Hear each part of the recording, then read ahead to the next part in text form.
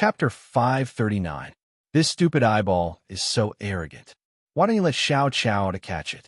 Did you forget about Xiao Qiao again? The baby said unhappily. Who said I forgot about it? I'm about to let it out. But are you sure Xiao Qiao can really catch that eyeball? Yin Zhuge looked at the innocent Xiao Qiao. After a while, Xiao Qiao had grown taller. She was already the size of a 3-year-old. The baby knitted a green cloak for him. Finally, he wasn't naked anymore. Of course, Xiao Qiao is a demonic fetus. She's born to restrain all kinds of demons. The baby raised his chin proudly, as if Xiao Qiao was born by him. Xiao Qiao, are you sure you can do it? Yin Zhuge ignored the baby's bragging and looked at Xiao Qiao. Qiao, catch. The baby grinned, revealing 2 white teeth the size of rice grains. Go! Yin Zhuge released Xiao Qiao from the demonic tripod. The gray vines that were attacking Yin Zhuge suddenly trembled. They turned and ran as if they saw something terrifying. Qiao, don't run. Black mist floated around Xiao Qiao. She ran toward the floating eyeball with her short legs.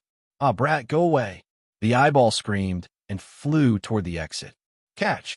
Xiao Qiao stretched out her meaty claws and grabbed at the sky. The eyeball was immediately fixed by an invisible magic. It struggled with all its might. Its eyes were even bursting with blood vessels, but it still didn't move. Ah, Qiao. Xiao Qiao stood on her tiptoes and plucked the eyeball. She rubbed it in her hands as if she had gotten a new toy. Save me! Save me! The eyeball begged for mercy. Don't you have countless clones? Run again. Yin Zhuge broke free from the gray vines and took the eyeball from Xiao Qiao's hands. He pinched it hard. King, have mercy! The eyeball begged pitifully. Actually, I'm just a clone. It was destroyed just now. Remove these vines immediately and release my companions, Yin Zhuge ordered fiercely. Yes. The eyeball removed the sea of gray vines as quickly as possible. Zhe and the others fell to the ground, but they didn't see Zishan. Where did the other one go? Yin Zhuge asked the eyeball. I don't know. He disappeared just now. His eyeballs moved left and right as if he was shaking his head. Miss Yin, Master Yi Zi went out from the side tunnel. He wants you to take us away. He's in charge of destroying the tunnel. Zhe got up dizzily.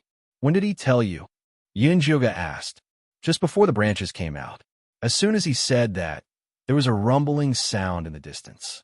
Debris kept falling from the tunnel. Run. That madman blew up the passage. We'll all be buried here. The eyeball screamed. Xiao Qiao, hold on to it tightly. Everyone, hurry up and leave this place. Yin Zhuge threw the eyeball back to Xiao Qiao and then ran towards the exit with the orcs. Please take me back. I don't want to stay with a naughty kid. Eyeball screamed. Yin Zhuge couldn't be bothered with it. He raised his hand and used his moon spirit threads to block the falling rocks. He finally rushed out of the tunnel before it collapsed. Oh my, Miss Yin, look over there. Zhe used his wings to point at the wasteland in the distance. The black ground kept collapsing, as if there was a monster rolling around under it, ready to come out at any time.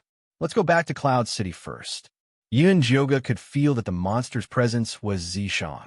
Since Zishan wanted them to go back to Cloud City, then he could handle it. Here, Zhe and Fei turned into black eagles again and carried everyone back to Cloud City. Yin Zhuge sat on Zhe's back with Xiao Qiao in his arms. He watched as the eyeball shivered in Xiao Cao's palm. Please take me away from here. The eyeball looked at Yin Zhuge pitifully. This time, it was really crying. Why are you so afraid of Xiao Qiao? Have you seen it before?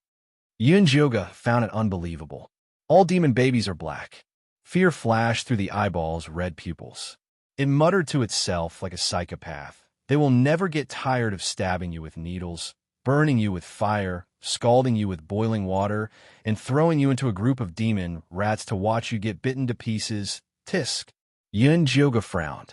He felt his eyes start to hurt. I'll promise you anything, as long as you don't leave me behind. The eyeball cried like a good girl who fell into a demon's den. That depends on your performance. Yin Zhuge laughed inwardly. He didn't expect the naughty kid to have such power. I'll do my best. The eyeball shook up and down excitedly. Xiao Qiao reached out and flicked it with a smile. as if she was playing with a roly-poly toy. Be good, Xiao Xiao. We'll play later. Yun Joga moved Xiao Cao's finger away and asked the eyeball, You said you appeared after the black rain. Is that true? No. I'm actually a magic ball, specially trained by Lady Nangongyu for missions. She has trained a total of 300 magic balls. They are scattered in the dead forest to ambush the orc tribes. After we catch the orcs, we send them to Lord Cho-san of Grey Castle to make puppets to attack Cloud City. The eyeball immediately explained in detail. What's Nangongyu's real identity? Why does she train monsters? The eyeball in front of him was full of intelligence. It was comparable to a high-level monster. It wasn't something an ordinary person could train, not even 1,000 killers. That guy only knew how to fight and kill. It couldn't do such a delicate job. I don't know what Nangongyu's real identity is. After I was trained, I was thrown into the dead forest. She only gives us missions through the magic pool, the eyeball answered honestly. What's the magic pool? Yun Joga asked again. It's the place where we were born. Nangong, you can observe our situation through the magic pool and control our life and death. The eyeball saw the strange look on Yun Joga's face and hurriedly added, However, an accident happened when I was born. Nangong, you had already lost control over me. That's why I'm so smart and adorable. What happened when you were born? Yun Joga asked curiously. I don't know. I don't have that kind of memory. But I know I'm different, the eyeball said with a hint of pride. I can see that. Such a strange personality was indeed not something an ordinary monster could have. Really? You're really my confidant. I heard those stupid orcs call you Lady Yin. Can I call you that too? As long as you don't leave me with this naughty kid, I'm willing to swear loyalty to you. The eyeball blinked, trying to make itself look more sincere. Chapter 540. I don't need your loyalty. You just need to answer my questions honestly. Yin Joga interrupted the eyeball's nagging and asked, When did you give the order to attack Cloud City? Today. I suspect Nangong you has spies in Cloud City. She gave the order to attack the city right after you left. The eyeball said seriously, Master, I'm good at finding spies. You can leave it to me. First, there are no spies in Cloud City. Second, I'm not your master. He is. Yin Joga put the eyeball back into Xiao Chao's hand. Don't give me to him. The eyeball screamed. Xiao Chao giggled. She grabbed the eyeball with her meaty claws and rubbed it. She was having a lot of fun. You can scream louder. I'm sure Xiao Chao will be happy. Yin Joga reminded it kindly. The eyeball immediately stopped screaming. Its eyelids drooped and turned into a gray ball. No matter what Xiao Chao did, it wouldn't make a sound. Qiu, stop screaming. Xiao Chao said to Yun Joga disappointedly. Let it scream when we get to Cloud City. Yun Joga patted Xiao Chao's head. Okay. Xiao Chao put the eyeball into the pocket of her green cloak and patted it. She asked expectantly, Are we there? Ready. It's over there. Yin Joga pointed to Cloud City in the distance. The Cloud City was wrapped in layers of gray vines, and there were also many puppet orcs mixed in among them, launching attacks. Fortunately, the entire Cloud City was covered by Yin Shirley's Yin Yangqi. The attack was temporarily blocked. Eyeball, can you get rid of these dead trees and vines? Yin Joga patted Xiao Chao's pocket. No, those dead trees aren't my subordinates. I can't summon them. The eyeball said gloomily. If you can find a way to open a path, I'll let you leave Xiao Chao for 2 hours. Yin Joga offered. No, at least a day. The eyeball opened its gray eyelids and tried to fight for it. Okay, 1 day it is. Yin Joga took out the eyeball and wrapped it with the moon's spirit thread. Then, he warned, if you play any more tricks, I will let Xiao Chao stab you with needles, burn you with fire, scald you with boiling water, throw you into a group of demon rats, and watch you being bitten into pieces. Don't say any more. I will be honest. If the eyeball had hands, it would have raised them in surrender. Putting aside the fact that it no longer had any doppelgangers to use, the devilish brat's terrifying magic seal was enough to deal with it. Then hurry up and open up the passageway, Yin Joga said. I'll open it immediately. Tell those 2 stupid black eagles to follow me closely. The eyeball shot out a beam of red light, and a crack appeared in the middle of the vines. Aze and Afe sped up and charged into the sky above Cloud City. Then, they passed through the Yin-Yang Chi defense and landed. You're finally back. If you were any later, you would be collecting the corpses of these orcs. In Shirley's figure immediately appeared in front of Yunjioga. What's the situation now? Yunjioga looked around the entire Cloud City and saw that all the orcs had looks of despair on their faces. It was as though the end of the world was coming. The situation is not good. Although the formation that Yi Zi set up has been completely opened, it has used up too much energy. It won't last long. Why are you the only one back? Where's Yi Zi? In Shirley looked around and didn't see the most reliable figure. He's at the back, cutting off the tail. He will need some time to catch up. Aze, go and call the various chiefs and elders over. I have a mission to give them. They couldn't just sit around and wait for death. They had to take the initiative. Yes. Aze immediately set off. In Shirley, go back and do your job. If the defensive barrier is broken before Yi Zi returns, you'll be waiting to be whipped by him. Yunjioga pointed at the gradually fading defensive barrier in the sky. The gray vines were waving around outside. I'm a walking corpse. How are you going to whip me? In Shirley replied impatiently. He returned to the formation to take charge of the situation. Not long after, the military advisor and the various chiefs and elders rushed over. Long story short, do you see those dead trees and vines? They are being controlled by demonic creatures. I will mark those demonic creatures out later. The Naga tribe, bring your bows and arrows and prepare to provide cover. The Eaglemen tribe, you are responsible for attacking. The Foxmen tribe, set up an illusion. The rest of the awakened orcs, defend the four corners of the city. Yunjioga calmly issued various orders. His powerful aura calmed the orcs down. They all responded loudly. The golden orcs were spread throughout the entire Cloud City under Yunjioga's command. Miss Yun, how do you plan to mark those demonic creatures out? The military advisor asked. Use this. Yunjioga dug out the eyeball and stuffed it into Xiao Chao's hands. Xiao Chao, take the eyeball and mark the demonic creatures. If he doesn't listen, beat him up. Okay. Xiao Chao responded in a loud and clear voice. You promised to let me leave it for a day. You lied to me? The eyeball looked at Yunjioga in disbelief. Hee, Qiu Qiu is crying again. Xiao Chao grinned, revealing two grain-sized teeth. Transparent saliva dripped onto the eyeball. Let me die. The eyeball was about to collapse as it wailed. I only said to let you leave Xiao Chao for a day. I didn't say today. Get to work now. If you don't perform well, I'll seal you in Xiao Chao's saliva. Yunjioga threatened the eyeball while wiping Xiao Chao's saliva. This was the disadvantage of children with teeth. Saliva flew everywhere. Kill me. The eyeball screamed and flew forward desperately. Go, go, go. I'm going to kill all those damned demonic creatures. I'm not having a good time, so I won't let them have it easy. Miss Yin, who is this little adult? The military advisor looked at Xiao Chao's nimble figure. This is my demonic child, Xiao Chao. Aze, you guys go help too.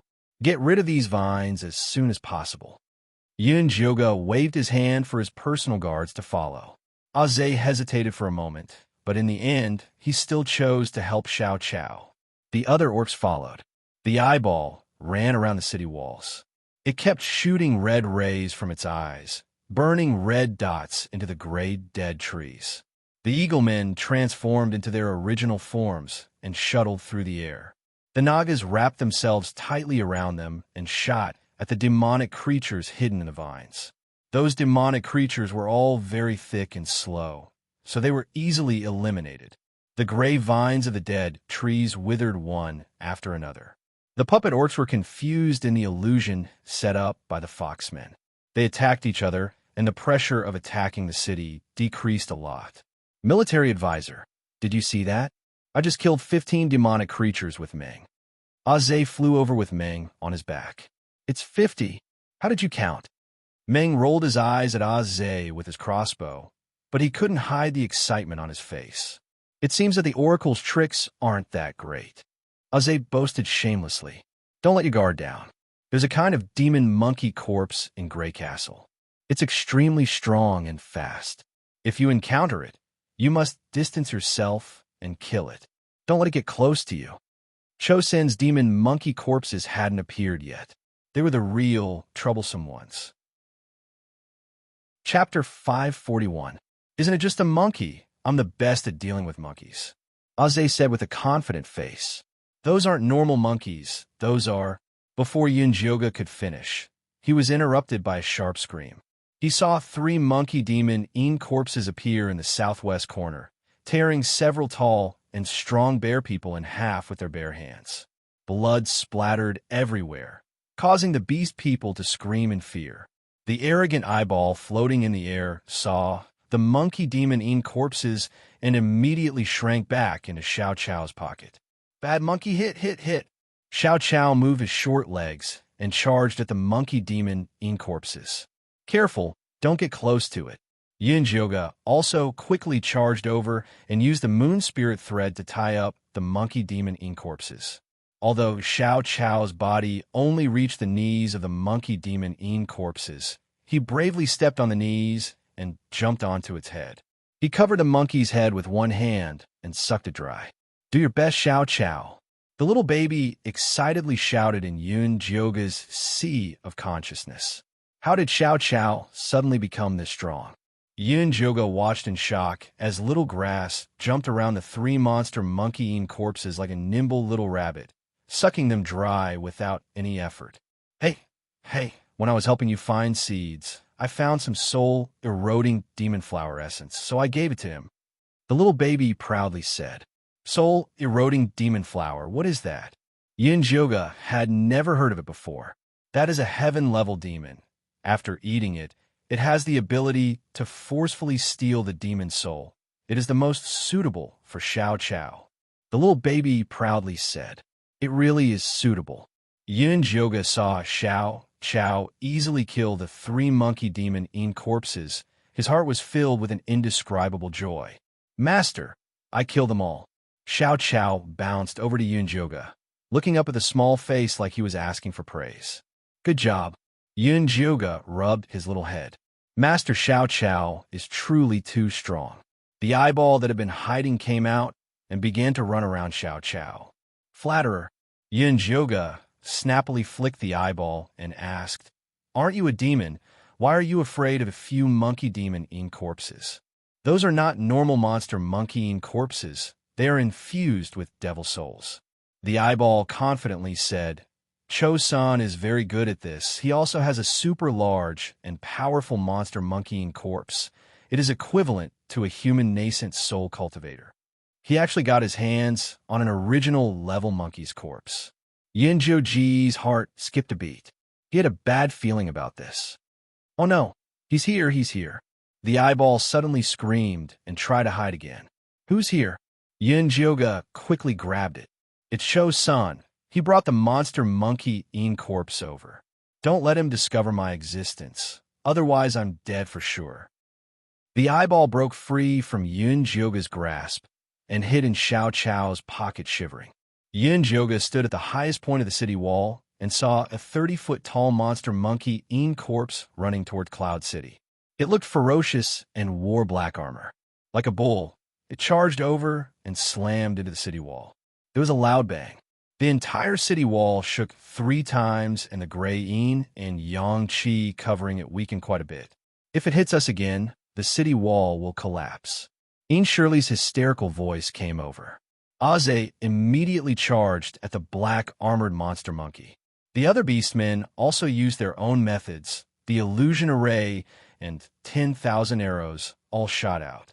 The black armored monster monkey opened its mouth and let out an angry roar. An invisible sound wave spread out, not only blowing away the arrows, it also caused internal injuries to the eagle man in the sky. Aze's body shook, but he still fell to the ground with Ming. Bad monkey! Xiao Chao let out an angry scream and charged at the black armored monster monkey.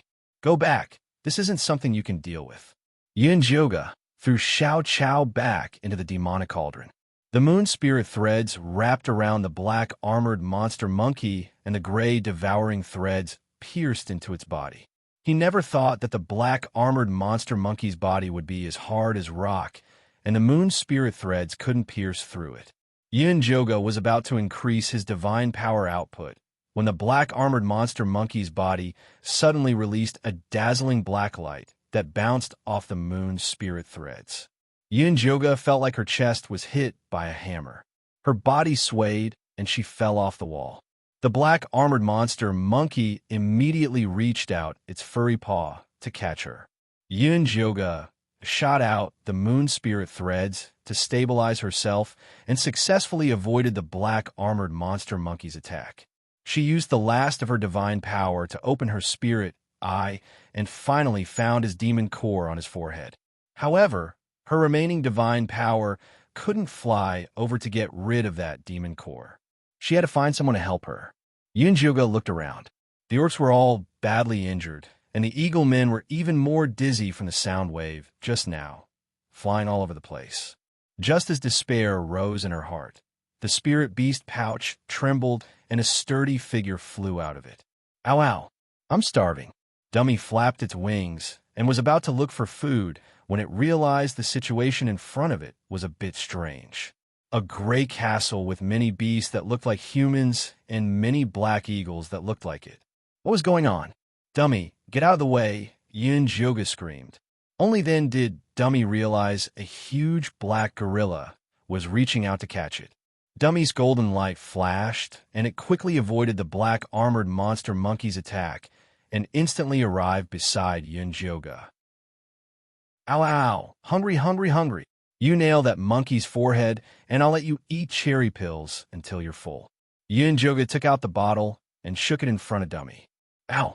Dummy opened its eyes wide and immediately spread its wings to rush toward the black armored monster monkey. The black armored monster monkey waved its hands to slap Dummy to death, but it always nimbly dodged it. Dummy found an opportunity to stare at the black armored monster monkey's forehead, but it cried out in pain. Dummy, as long as you can stare at its forehead in the time it takes for a stick of incense to burn, I'll add another bottle of celestial dew. Yoga raised the stakes. Ow! Dummy's eyes lit up with excitement and stared down like a woodpecker. The black armored monster monkey let out a series of angry howls. Unfortunately, Dummy was completely immune to its sound wave technique. Ow! Dummy finally stared at the black armored monster monkey's forehead in the time it took for a stick of incense to burn. Go, little grass. Yoga took little grass out of the demonic cauldron and threw it at the black armored monster monkey. Little grass's fat body rolled a few times in the air before safely landing on the demon monkey corpse's head. It reached out to the black armored monster monkey's forehead, and the surging black light was pulled out. The black armored monster monkey let out a miserable cry of pain, but it was still killed by little grass. Good job. Yoga let out a sigh of relief when he saw a black cold wind blow by. Little grass's figure instantly disappeared and then reappeared in the distance. Yoga, long time no see. Cho-san grabbed little grass's collar and revealed a sinister smile at Yoga.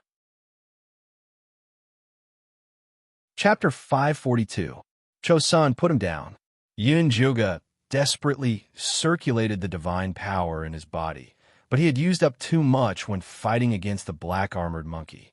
The remaining bit was only enough for one attack. I can put him down, unless you trade me that fat bird and the secret to awakening the orcs. Cho-san looked greedily at Dummy. Ow, ow. Dummy immediately roared angrily. He opened his mouth and spat out 2 fireballs. Cho-san used Xiao Chao as a shield, and all the fireballs hit Xiao Chao. Dummy, shut up. Yoga glared at Dummy. Dummy immediately didn't dare to make sound. What are you, a demonic cultivator? Want this bird for? How about this? I'll trade you with the top secret technique of the corpse sect. Yoga tried to negotiate with Cho Sr. Ha ha ha. Cho-san laughed wildly and looked at Yoga like he was an idiot. Why would I take the lousy technique of the corpse sect? You're not Cho-san, Yoga suddenly said. No matter how arrogant Cho-san was, he wouldn't look down on the technique of the corpse sect. You're indeed the reincarnation of a goddess. You have a good eye. Cho-san smiled and admitted it without hesitation. Who are you, and what's your relationship with Nangonyu? If this Cho Sin's heart was replaced, then Nangong you might not be herself. If you want to know, trade with the secret to awakening the golden light. Otherwise, I'll eat this little guy. Cho Sun grabbed Xiao Chao's neck and licked its face with his bright red tongue. Xiao Chao trembled in fear. Her big eyes were filled with fear. Her two small hands tried to pry Cho Sin's hand away, and her little feet desperately kicked in the air. Master, I want to save Xiao Chao. Let me out. The little baby Yun Jioga shouted excitedly in a divine sense. What can you do? Don't cause trouble. The little baby had been planting grass every day since he returned. He had no fighting power. I have one chance to teleport. Put me on his head. I'll knock him out and put Xiao Chao in. The little baby had saved up for a long time to get one chance to teleport. He was saving it to save Yun Jioga in the future, but now he could only use it to save Xiao Chao. Yun Jioga looked at Xiao Cao's face, which was becoming more and more purple, and could only give it a try. I'll attract his attention first, and you can teleport over when the time is right. Yes. The little cute baby's round face was taut, and he stared at Cho Sun with all his might.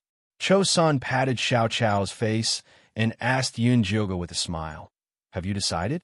Do you want this demonic embryo, or do you want to protect these useless beastmen? If you let it go, I'll give you the method to awaken the golden light, but I can't give it to dummy," Yun Jioga said in a low voice. Okay, use your divine sense to engrave the method of awakening into the jade slip. If it's useful, I'll let it go. Cho Sun slightly loosened his grip on Xiao Chao, but he still firmly confined her body. All right, Yun Jioga took out a jade strip from his storage bag, casually imprinted a bit of his spiritual consciousness into it, and then threw it to Cho Senator. Cho Sin's eyes stared at the jade slip. His right hand transformed into a black light and grabbed the jade slip. Yun Jioga took the chance to release the demonic tripod and smash it at the back of his head. The little cute baby's teleportation was very successful. At that moment, Cho Sin's left hand was holding the baby, and his right hand was holding the jade slip. He couldn't react at all.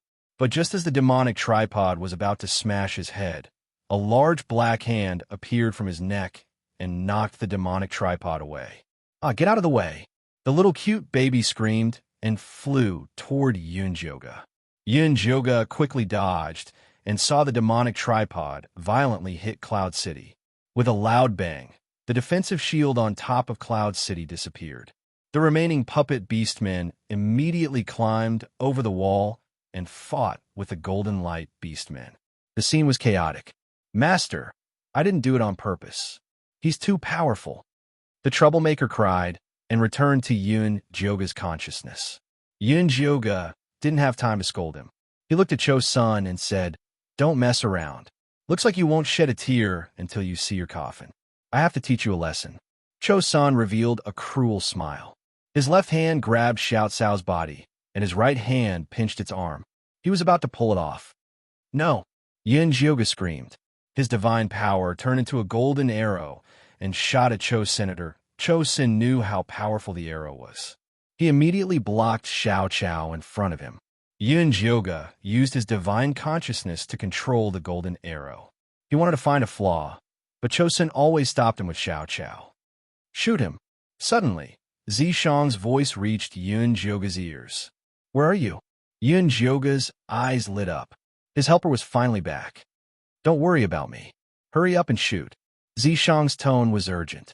It wasn't easy to use divine consciousness transmission in the spirit forbidding land. Okay. Yun Jioga gritted his teeth and shot the golden arrow at Cho Senator. Cho Sun hadn't expected Yun Jioga to really dare to attack. He threw Xiao Chao in the direction of the golden arrow and quickly retreated. Yun Jioga used all his strength to make the golden arrow make a big turn.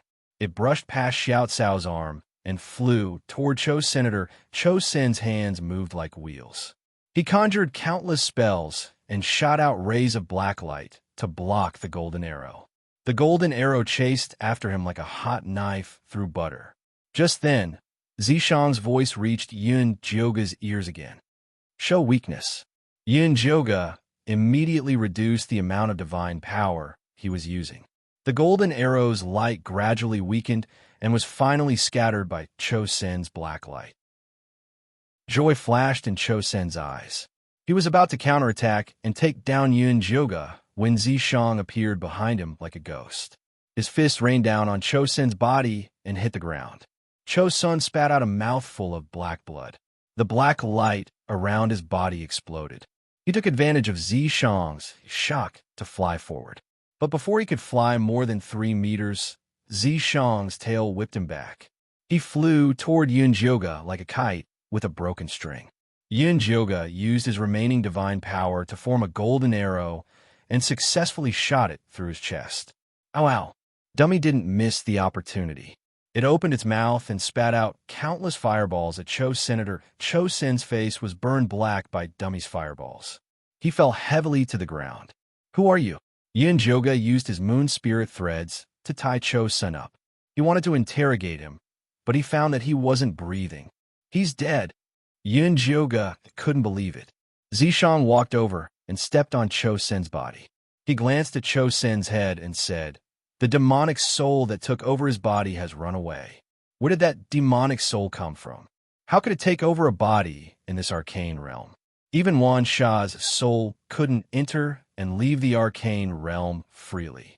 You'll have to ask Nangonyu to find out. Zishang rubbed his fingers. He wanted to use demon fire to burn Chosen's body. Wait. Yunjoga hurriedly stopped Zishang and said, "Chosen's soul might still be here. Leave his body here first." You're right. He's a golden core cultivator after all. It's not a bad idea to feed him to demonic beasts in the future. Zishang nodded. It was indeed a waste to burn him like this. Chapter 543. Yunjoga rolled her eyes at Zishang and put Chosen's body into her storage bag. She turned to look at the devastated Cloud City. Demeng and the other orcs had already killed most of the puppet orcs. "Miss Yun, are you all right?" The military counselor flapped his wings and flew over. "I'm fine. Take a good look at the casualties and bring it to me later," Yunjoga ordered in a low voice. "Yes." The military counselor glanced at Dummy. He wanted to talk to him, but he still flew away. "Dummy, come here." Yunjoga called Dummy over. "Ow, ow. Hungry, hungry, hungry."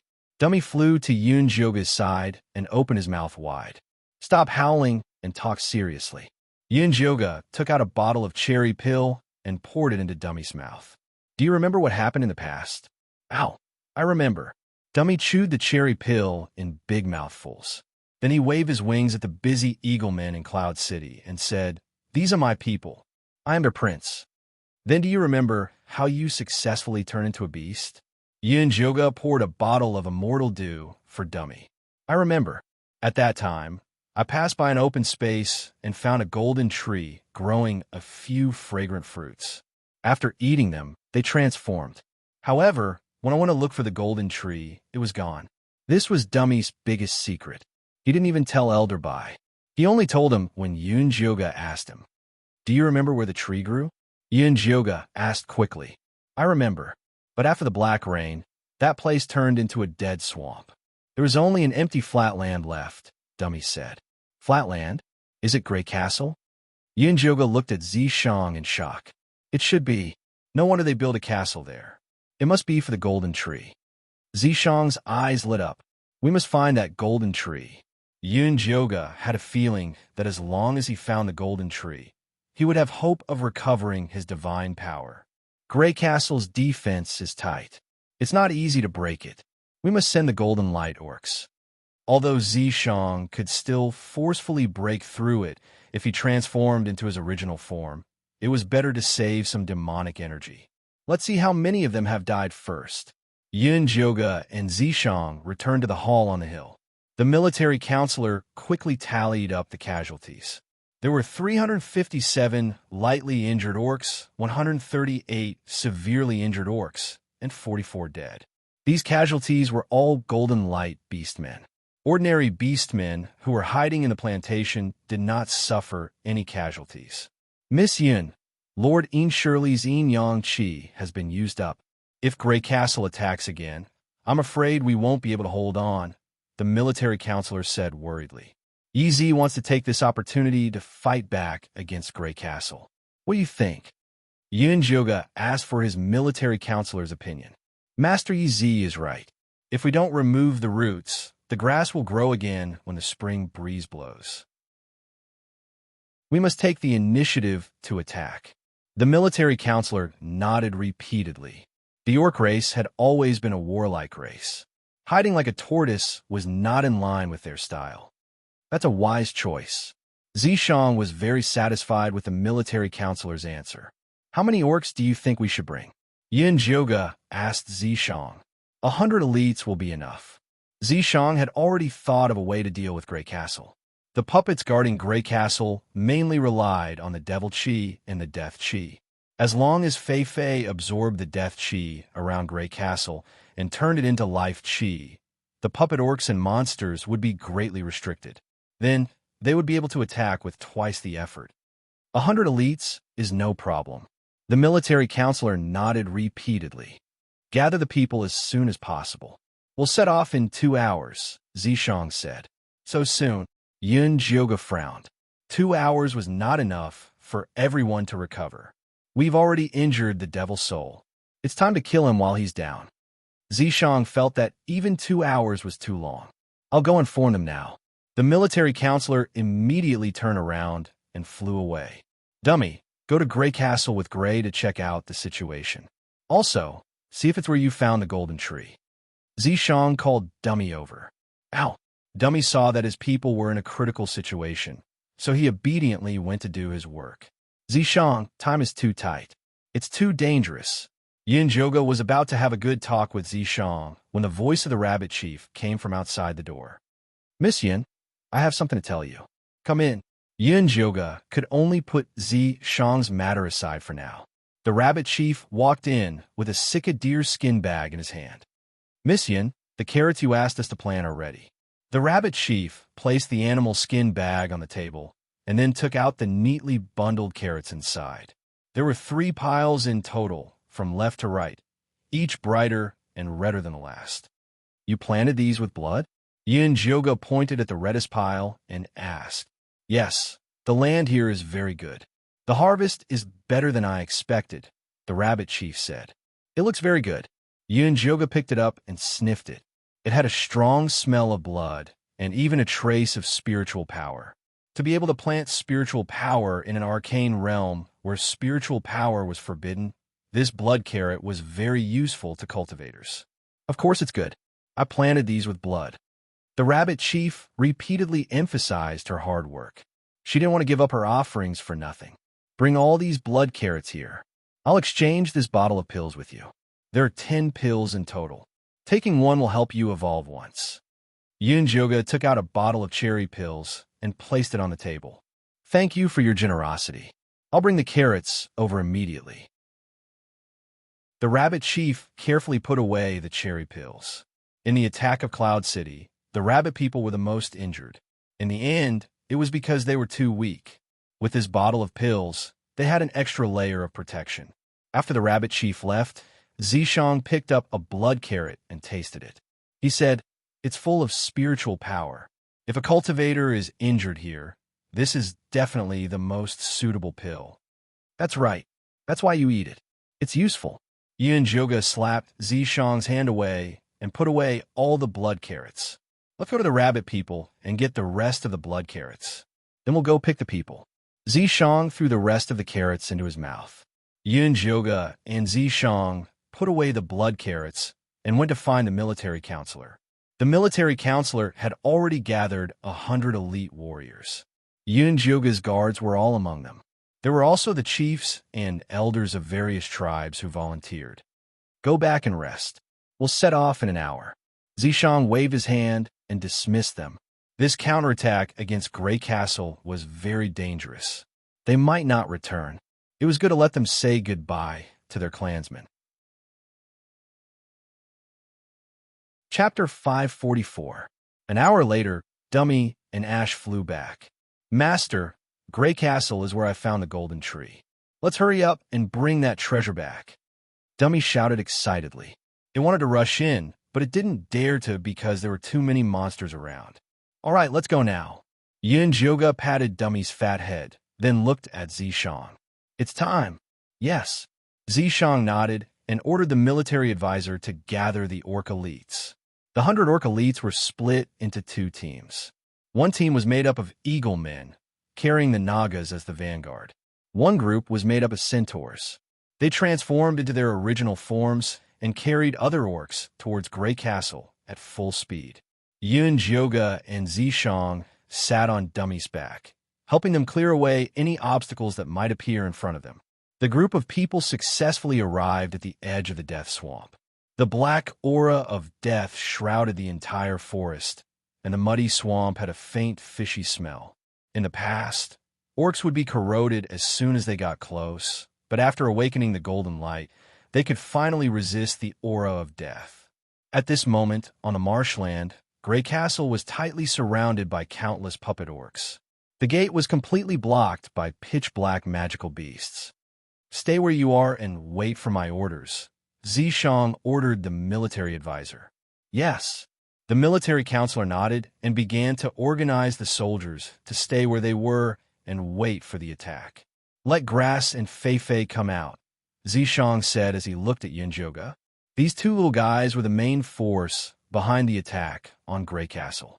Yinjoga released Fei and Xiao Xiao as instructed.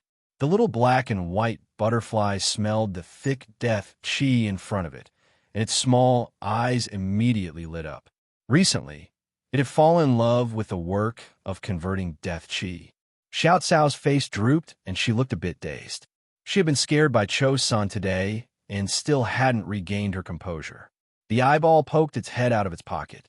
Just as it was about to shrink back, it was pulled out by Yun Jyoga. Have you been here before? Yun Jyoga asked, pointing at Grey Castle. I've been here before. Nangon, you built a demonic pool down there to nurture us, the eyeball answered honestly. Did you see a golden tree inside? Yun Jyoga asked again. No, we were thrown out to work as soon as we were born, the eyeball said. It's a waste of time to ask him about this. We should hurry up and deal with these eyesores. Zishang said to Yun Jyoga. Later, bring Fei to the entrance to convert the death qi.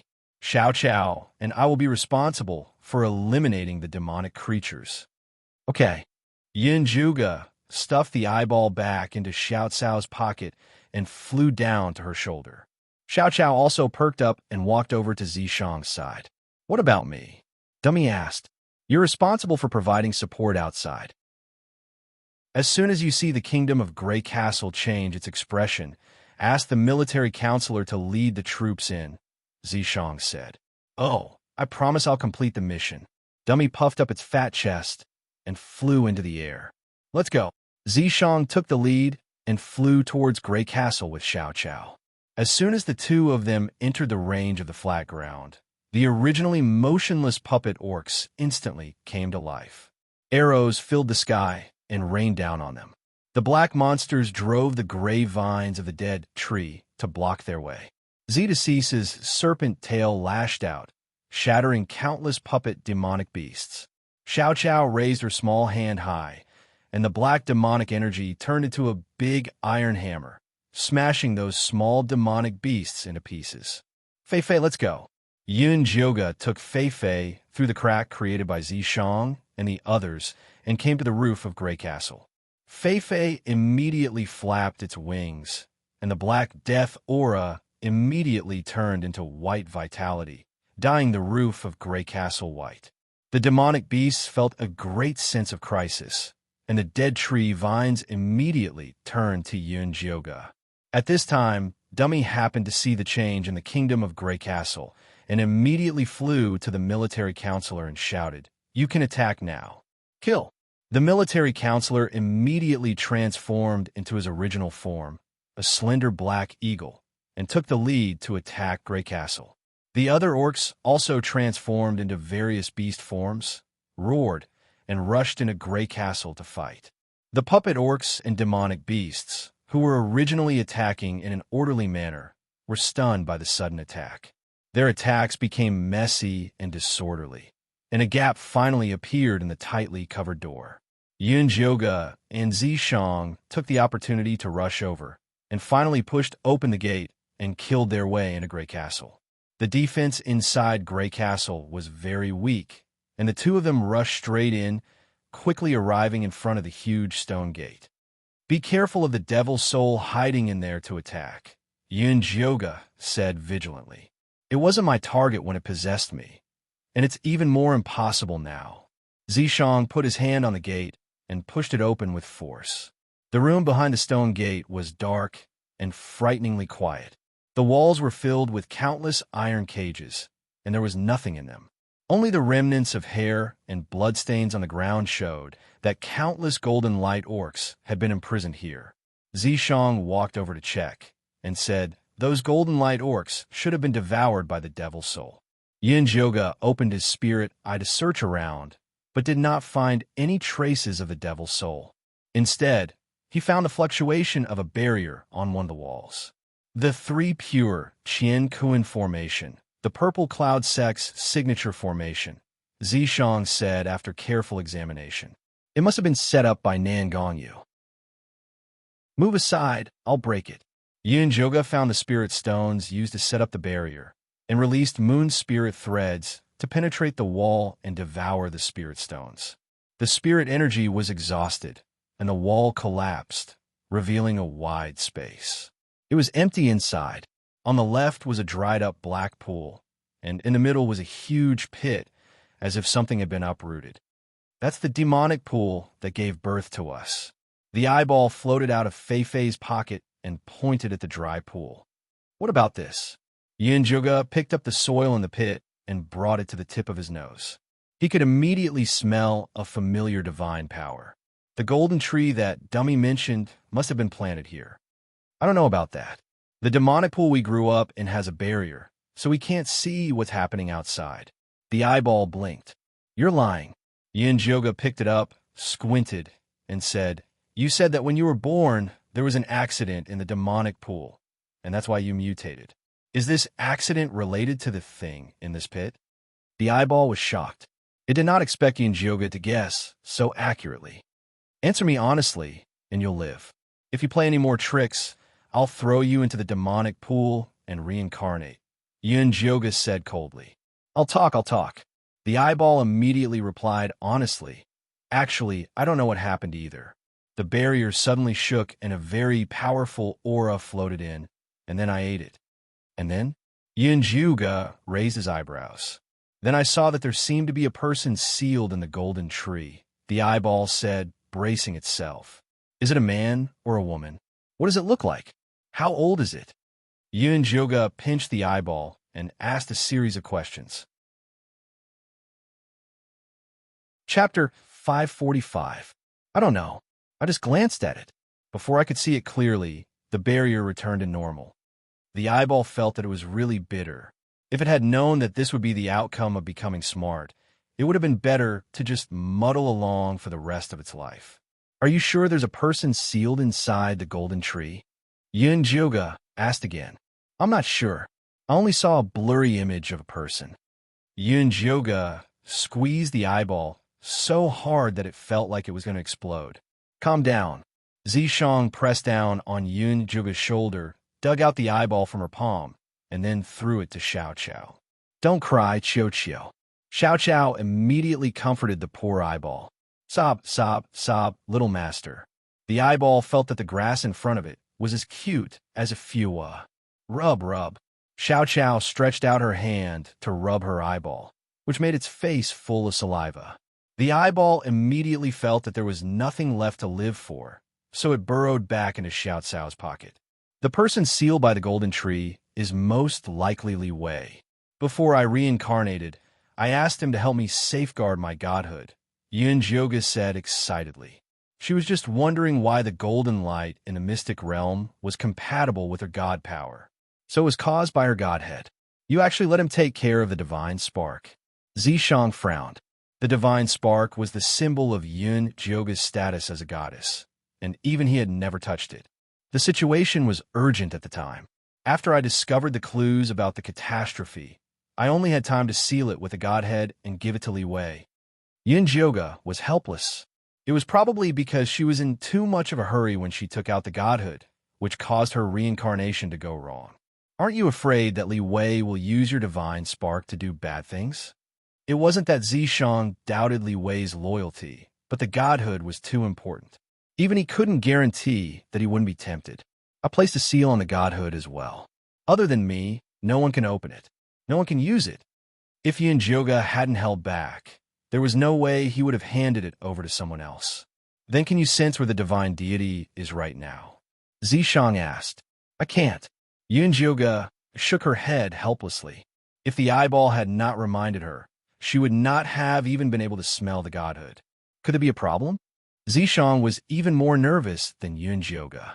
No, it should be related to the calamity of the godhood seal. The divine spark was something dug out from her divine soul. If there was really a problem, she would definitely be able to sense it. This soil is still very fresh. Nan Gongyu and the others shouldn't have gone too far. If we search for them now, we should still be able to find some clues, Zishang said as he squatted in front of the pit. Then let's hurry up and get out. Just as Yin Jioga was about to leave, Fei Fei flapped its wings and came to the top of the devil's pool. It said with a look of confusion, "Why is there life chi down there? Could there be other creatures besides it that could create life chi? Let's open it up." Yin Jioga turned around and walked over to the side of the devil's pool. Together with Zishang, they dug out the devil's pool. There were 2 ice coffins at the bottom of the devil's pool. Lying inside were Nangong Li and Bailey Moyun.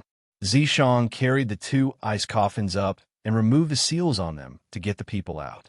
Yin Jioga went up to check on them and found that their bodies were fine. There was no demonic energy in their bodies. It was just that their divine senses were sealed. Be careful. Zishang stopped Yin Jioga's hand from inspecting, then gently brushed aside Nangong Li and Bailey Moyun's hair. Their scalps were pierced with silver needles that could imprison one's divine sense, and they shone with a strange light. Netherworld spirit-sealing needles, Yin Jioga blurted out. This array was extremely vicious. The souls of people who were hit by this array would be turned into nutrients to nourish their bodies. It was a technique that the devil race often used to possess others. Looks like these 2 brats' bodies have already been reserved by someone. Zishang thought of Cho's son, who had been possessed. He was most likely killed by this array. Help me protect them. I'll remove these silver needles. Removing the netherworld spirit-sealing needles was very particular. They had to be removed one by one according to the order in which the needles were inserted. Otherwise, their souls would be destroyed. Fortunately, Yin Jioga was very familiar with this array. Using his spirit eye, he successfully removed the silver needles. However, Nangong Li and Bailey Moyun had been sealed for a long time. Their souls were very weak. Without the nourishment of spiritual energy, it was difficult for them to even open their eyes. Yin Jioga poured a few spirit pills into their mouths. Unfortunately, the effects were not obvious. The spirit-sealing effect was too strong. Give them the Rabbit Man race's blood radish, Zishang said from the side. All right, I almost forgot about this treasure. Yin Jioga took out the Rabbit Man race's blood radish, crushed it into powder, and stuffed it into the 2's mouths. Nangong Li and Bailey Moyun subconsciously swallowed it. Their dim souls were nourished by spiritual energy. Finally, they slowly opened their eyes. Lady Yun. Nangong Li's voice was very hoarse. It was as if he hadn't spoken for a long time. Where is this? Bailey Moyun shook his head. He still didn't understand the situation. This is Nangong Yu's base camp. Your souls were sealed by the netherworld spirit-sealing needles. You were almost turned into human cauldrons, Yin Jioga said. She's not Nangong Yu. Nangong Li panted heavily and retorted agitatedly. If she's not Nangong Yu, then who is she? When we were in the 100,000 mountains, why did you leave us and enter the mystic realm? Yin Jioga asked. I don't know who she is. When we were in the 100,000 mountains, she bewitched Cho's son and tied us up. Then, she left you and entered the mystic realm. Nangong Li's emotions gradually stabilized. When Nangong Yu and Cho's son disappeared together, the Purple Cloud Sect's sect master used a secret technique to summon her soul back. Nangong Yu's soul told them that there were many treasures in the primal chaos mystic realm. The indigenous beastmen inside were born with strong vitality. They could be refined into supreme-grade essence longevity pills. The Purple Cloud sect master wasn't young anymore. He was constantly worried about the day when his lifespan would end. After listening to Nangong Yu's soul, he made up his mind to enter the mystic realm. Their Purple Cloud sect had prepared for many years. They were just waiting for Cho-san to find the treasure map and enter the mystic realm. Unexpectedly, the news of the primal chaos mystic realm was leaked. Someone even found another path to enter the mystic realm. However, only golden core cultivators and above could enter.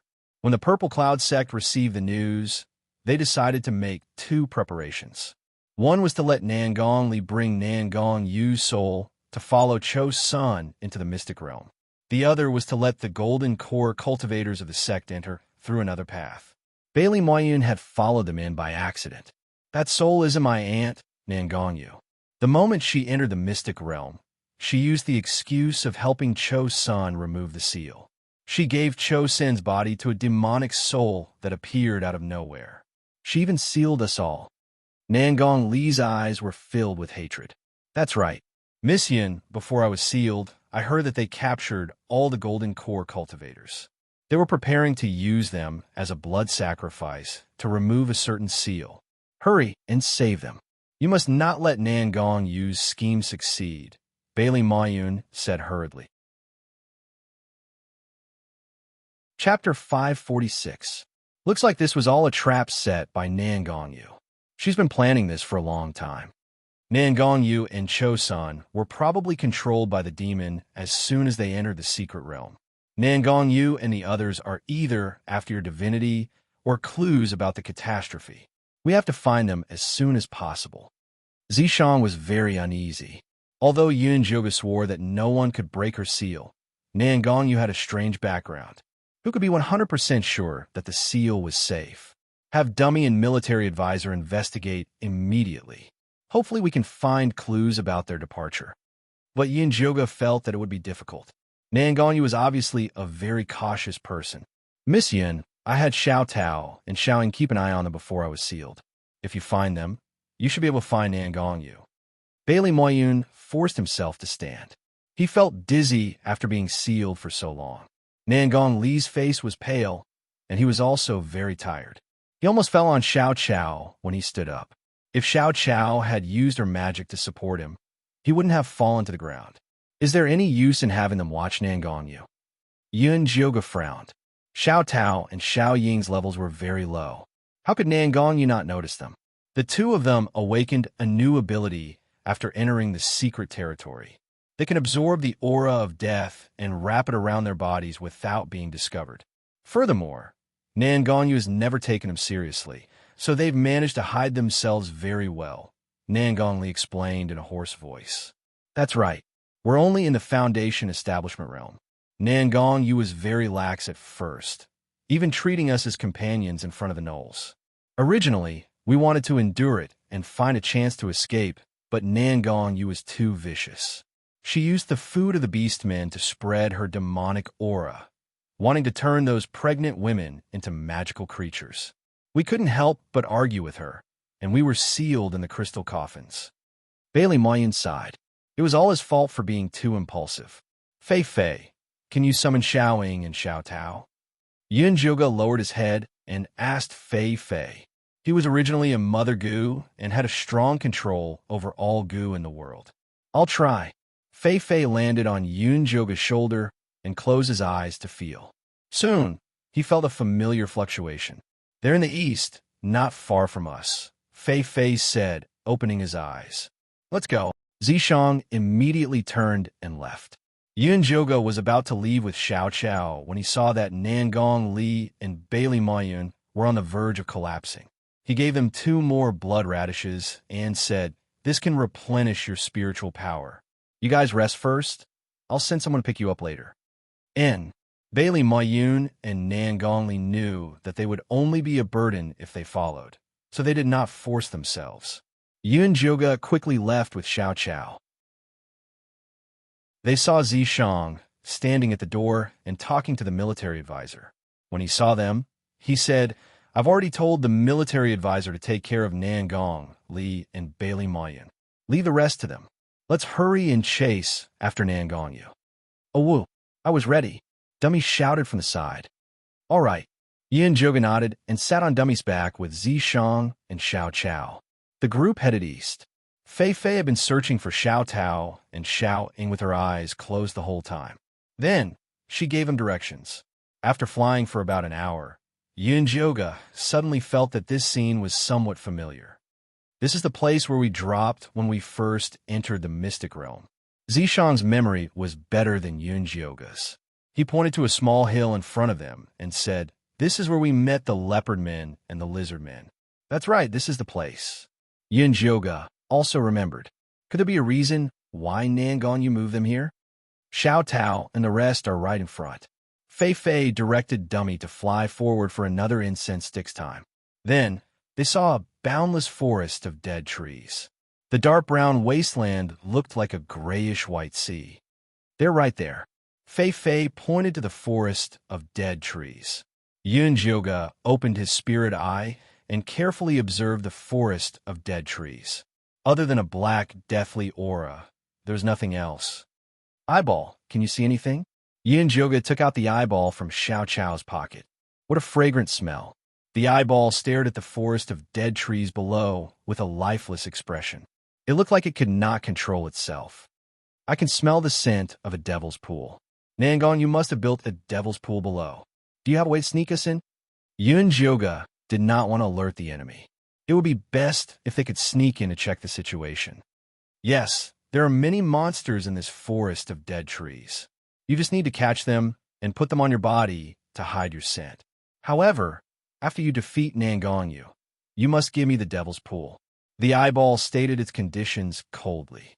"What do you want the devil's pool for?" Yin Joga looked at it suspiciously.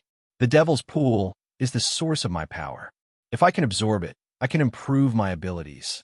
The eyeball pretended to be impatient. "Deal." Yin Joga had a good impression of this clever and tactful little monster. If he trained it well, it would be a good pet for Xiao Chao to play with in the future. But this fat eagle can't follow us in. The eyeball looked at Dummy in disdain. "Stupid beastmen who can't even speak properly will only ruin the plan." Ow! Dummy felt that it was being despised and immediately roared angrily. It wanted to spit a string of fireballs at it. "All right, Dummy, you just wait outside." Yin Joga patted Dummy's head and fed it a few spirit pills. Dummy immediately shut up in satisfaction. "Follow me." The eyeball's red pupil emitted a ball of light that fell on the forest. A dozen black monsters were attracted over and finally knocked out. Yin Joga and Zishang jumped on a Dummy's back into the dead tree forest. The dead tree forest was dim and smelled fishy. The black monsters on the ground were all strangely shaped. They looked like human limbs, ears, noses, mouths, and other organs. Yin Joga took out 2 cloth bags and put the black monsters in them. He handed one to Zishang. "Xiao Tao and Xiao Ying are over there." Fei Fei squatted on Yin Joga's shoulder, its white wings pointing to the center of the forest. "That's where the demonic aura is the thickest. The devil's pool must be there." The eyeball was very excited, as if it could already smell the demonic aura. "It smells good." Xiao Chao also clapped her hands excitedly. The demonic aura was also very nutritious to her. "If you find it, I'll give you half," the eyeball said generously. "Half, half." Xiao Chao didn't care. "Be good, Xiao Chao. Rest first." Yin Joga put Xiao Chao into the demonic cauldron and tied the eyeball with moon spirit silk. "We're so familiar with each other. Why are you still using this thing?" The eyeball was very depressed. "Before you form a contract with me, you're just a captive." Yin Joga wouldn't easily believe this guy. "All right." The eyeball also knew that words were useless. It could only float forward obediently. Chapter 547. Yin Joga and Zishang followed behind it. The vines of the dead tree seemed to think that they were one of their own, and they instinctively avoided the path. They came to the center of the forest unimpeded and saw a dead tree that covered the sky. The tree trunk was so thick that it would take at least a dozen people to wrap their arms around it. Xiao Tao and Xiao Ying are inside this tree, Fei Fei said affirmatively. The demonic chi pool is also below. The eyeball couldn't wait to stick itself to the dead tree and inject its demonic chi into it. The grayish-white tree bark split open, revealing a narrow gap. It was dark inside, and there was a light green staircase that extended downwards without an end in sight. Just as the eyeball was about to fly in, Yun Jioga pulled it back. Aren't you afraid that there are traps inside? Even if there's a trap, it won't be for me. Why don't you let me go in and help you scout the situation? The eyeball blinked its grayish-white eyelids, revealing a complicated look of struggle and frustration. Yun Jioga narrowed his eyes. This fellow was a little strange. He probably wouldn't come out after entering. Unfortunately, this spirit-forbidding land did not allow the use of spiritual power, so she could not sign a contract with the eyeball, even if she wanted to. Xiao Qiao was still a child, so it was easy to fall into a trap by using demonic energy to establish a contract with the eyeball. Because she couldn't enter Xiao Cao's divine sense to control it. Even if it was tricked, it wouldn't be aware. Then what do you want to do? The aura of these monsters will lose its effect if it sleeps for too long, the eyeball said helplessly. Yin Jioga really couldn't think of any good ideas, so he could only look at Zishang. Let's go in together and finish this quickly. When Zishang thought about how Yun Jioga's godhead was trapped under this tree, he felt as if a huge rock was pressing down on his chest. If something were to happen to the godhead, Yun Jioga would never be able to regain her status as a goddess, and he wouldn't be able to protect her forever. All right. Although Yun Jioga felt that this was too rash, he couldn't think of a better way. It was too late to summon the Golden Light Beastmen to attack now. Nangonyu might take advantage of this time to escape. She might as well barge in and take a look at the situation. Now that her divine power had almost recovered, she was still confident in escaping. That's right. The eyeball floated forward impatiently. Yun Jioga and Zishang followed it into the dark interior of the tree and walked down the green spiral staircase. The grayish-white bark closed up silently. The boundless dead forest shrunk inward like a receding tide. All the dead trees gathered on the giant tree and then disappeared. The dark brown land was empty, as if there had never been such a large forest of dead trees. Although Yun Jioga and Zishang did not notice this anomaly, after entering the dead tree space, they still lit up a large fireball and looked down vigilantly. He saw that the forbidden area of the spiral staircase was a piece of flat ground, and he could faintly see the golden light flashing. It's that golden tree. I can smell the scent of godhood, Yun Jioga said excitedly. Xiao Tao and Xiao Ying are beside the golden tree. I see them. Fei Fei flapped its wings and flew forward, but it was caught by Yun Jioga. Don't act rashly. This is the enemy's lair. Can I jump down from here? Zishang looked at the distance between the spiral staircase and the ground, seriously considering the possibility. No, if you jump down, I'm afraid you'll alert Nangonyu. The eyeball quickly stopped him. We've been here for so long. Why hasn't Nangonyu noticed us?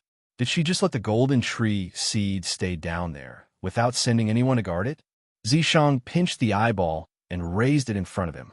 Maybe she's busy with other things like dealing with those golden core cultivators. That's why she's not here, the eyeball said. Seems like you know Nangonyu very well. The corner of Zishang's mouth curled up, but his eyes did not smile at all. This is just my guess. If you think it's wrong, then forget it. The eyeball could not help but become bloodshot again. It was obvious that it was very nervous. Stop acting. You've completed your mission by luring us here. Why don't you call Nangonyu out to receive her reward?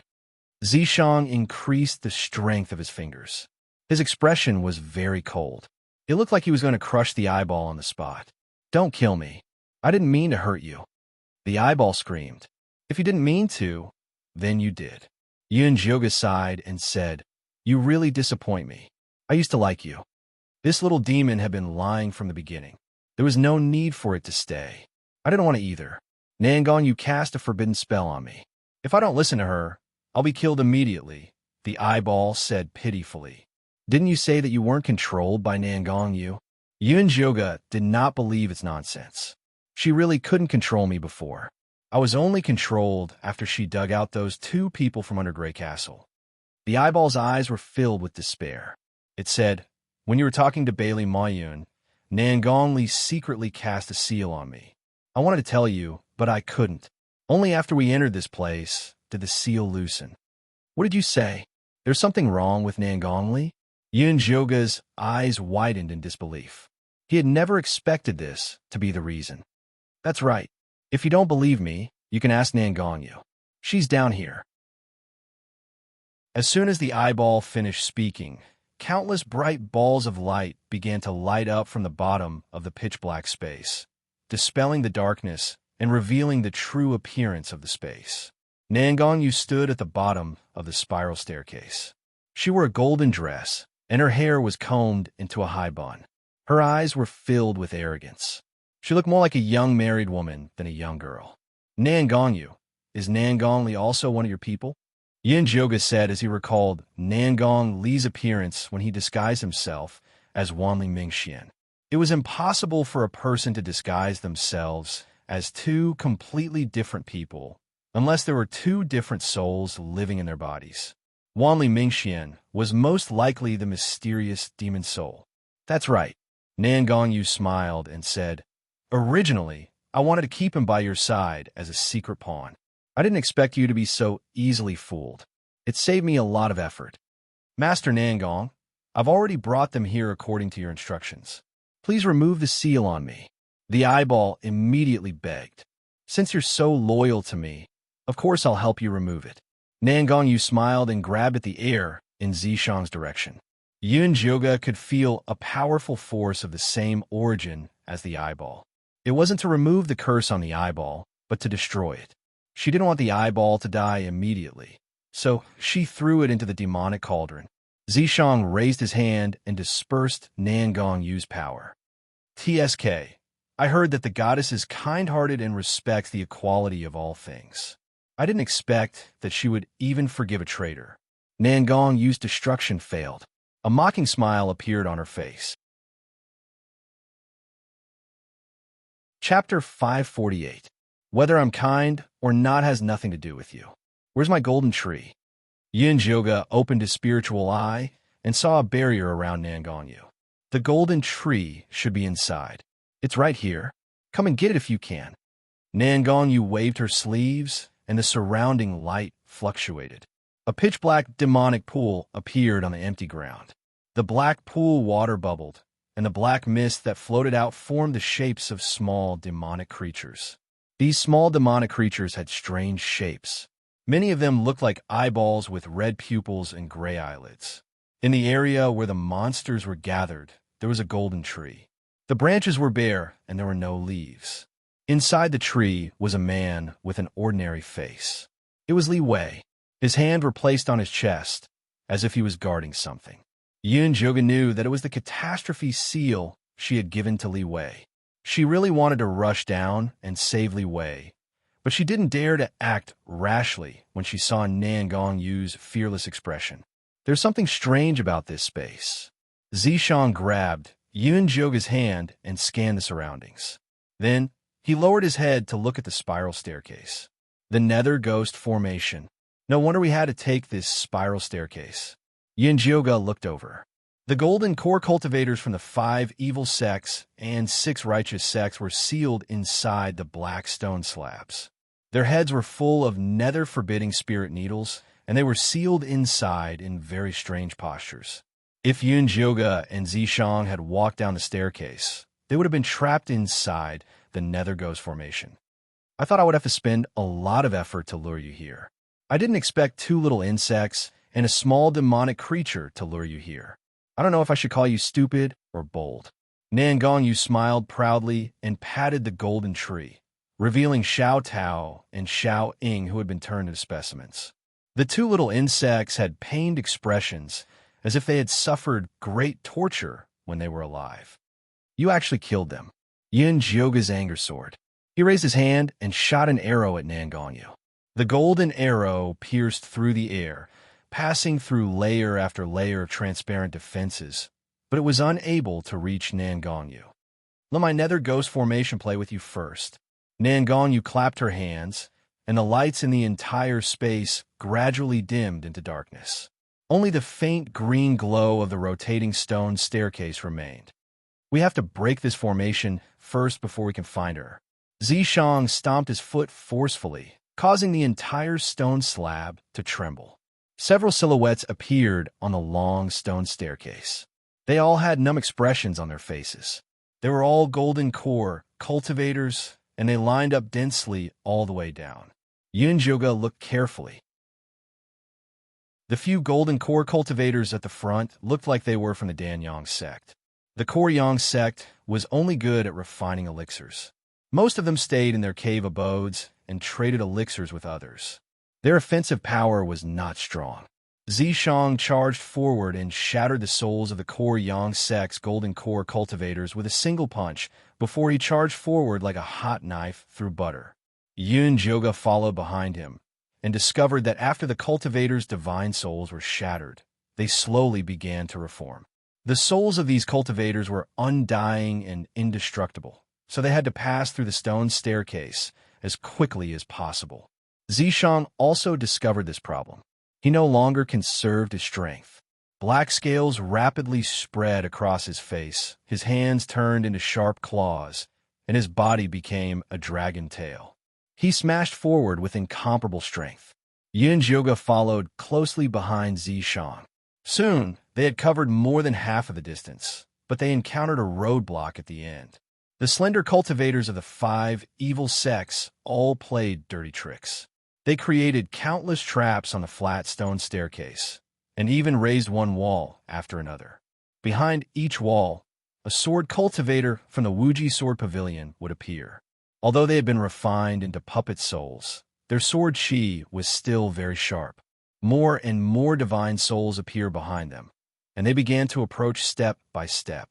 Zishang's handsome face was already covered with black scales, and his attacks were getting more and more ruthless. However, Yunjoga did not relax at all. It was not a good thing to waste too much energy at the beginning. He had to think a way to break through these walls that were blocking the way. "Master, why did you throw this disgusting eyeball in?" The little baby's dissatisfied voice sounded in Yunjoga's divine consciousness. "You're the one." Yunjoga's eyes lit up. He took out the demonic tripod and placed it on the ground. With a pinch of his fingers, he turned it into a large round bronze tripod. "Master, what are you doing?" The little baby was still confused. "Go!" Yunjoga kicked, and the demonic tripod rolled forward. Rumbling sounds rang out. Countless stone walls were smashed, and the souls were also affected. Zishang killed in all directions. Yunjoga and the others were unobstructed. Finally, they broke through the spiral stone staircase. Human cultivators are so useless. They can only stop us for such a short time. Nangongyu shook her head. Then, she opened her mouth and sucked. All the divine souls sealed in the stone staircase flew into her mouth. Her body made banging sounds, and she actually rose from the ground. She turned into a 3-meter-tall monster. On her pitch-black face was a bloody mouth filled with sharp white teeth. She had 6 long arms, 2 thick legs, and a long tail behind her. It was filled with an ominous smell. "Demon from outer space?" Yunjoga blurted out. "What demon from outer space?" Zishang asked while blocking the monster's attacks. "I remember now. The revelation of the catastrophe told me that there is a group of evil and powerful demons from outer space outside Songlan continent. They plunder resources everywhere. They forcefully opened the passage to Songlan continent and threw in the monsters they raised. Not only can these demonic creatures possess human bodies at will, they can also spread demonic chi like a plague. After all the living beings on Azure Wave's continent have become filthy demonic creatures, they will come and take away the origin power of the continent. Everything will be destroyed." Yunjoga wanted to smash her own head. How could she forget such an important thing? Back then, you used your physical body to mend the sky. Was it to seal that passage? Because Zishang was too shocked, he was accidentally hit by the monster. He smashed into the wall and countless pieces fell. That's right. When I used my physical body to seal the demon passage, I found the key to open the passage. I sealed it with my divine spark and gave it to Li Wei, Yunjoga said while dodging the monster's attacks. Then what are you waiting for? Hurry up and save Li Wei and destroy the key. Zishang kicked the monster into a corner and tried to use his tail to entangle it. The monster roared madly, but it couldn't break free. Yunjuga took the opportunity to rush to the side of the golden tree. He wanted to pull it out of the pool of demonic energy, but he found that it was as if it had taken root and couldn't move at all. At this time, the monster finally broke free from Zishang's restraints and sent him flying with a punch. Chapter 549. Zishang landed next to Yunjoga's feet, then bounced up and charged at the monster. After absorbing the power of those cultivators, the monster became extremely powerful and had strange methods. Although Zishang was brave, he couldn't take it down in a short amount of time. Li Wei, can you hear me? Yunjoga hit the golden tree with all her might. Li Wei's eyes were closed, and he didn't respond. Yunjoga looked at the pool of demonic chi beneath her feet and decided to release the Godhead seal to recover her god power before helping Li Wei. Yunjoga bit her index finger and used her blood to write runes on the golden tree. This set of runes was created by her, and it was the only way to release the seal. The golden red god blood slowly seeped into the golden tree. Li Wei's eyelashes began to tremble, and the entire golden tree shook. Then there was a cracking sound. The broken pieces of the golden tree flew into the sky and gradually formed a heart-shaped godhead. Seeing this heart, the monster let out a crazy roar and wanted to rush over, but Zishang's tail smacked it away. Yunjoga reached out to grab the godhood, but she discovered that a figure was faster than her, grabbing the heartbeat and pulling it to the side. Li Wei, what are you doing? Yunjoga stared at her most trusted subordinate and found that on his handsome face, there was a pair of black, bottomless eyes. The pool of demonic chi beneath his feet that bound the golden tree had disappeared. Dear goddess, I've served you for so long, and I've never introduced my name to you. I'm Ogre. Li Wei bowed to Yunjoga with exaggerated movements. Who are you, and when did you enter Li Wei's body? Yunjoga was sure that when Li Wei was serving her, it wasn't this ogre. Or perhaps you prefer to call me the key to open the demonic channel. Ogre straightened up and the corner of her mouth pulled down, revealing a strange smile. You're the devil spirit of that key? Yunjoga's pupil shrank. Everything had a spirit. That key had actually formed a devil spirit and harmed Li Wei, who was in charge of it. That's right. Your Godhead seal is indeed powerful. I used countless methods to control Li Wei to do two things. Ogre sighed and said. Ogre pretended to sigh and said, if it wasn't for that, I would have opened the passage long ago to welcome my master. You encouraged Yuling to commit suicide? Yunjoga gritted his teeth and asked. At that time, they were still wondering who had impersonated Li Wei to instigate Yuling. They didn't expect it to be the devil spirit transformed by the key. That's right. Although I did it very cleverly, Li Wei still noticed it and decisively sealed himself in this damned place.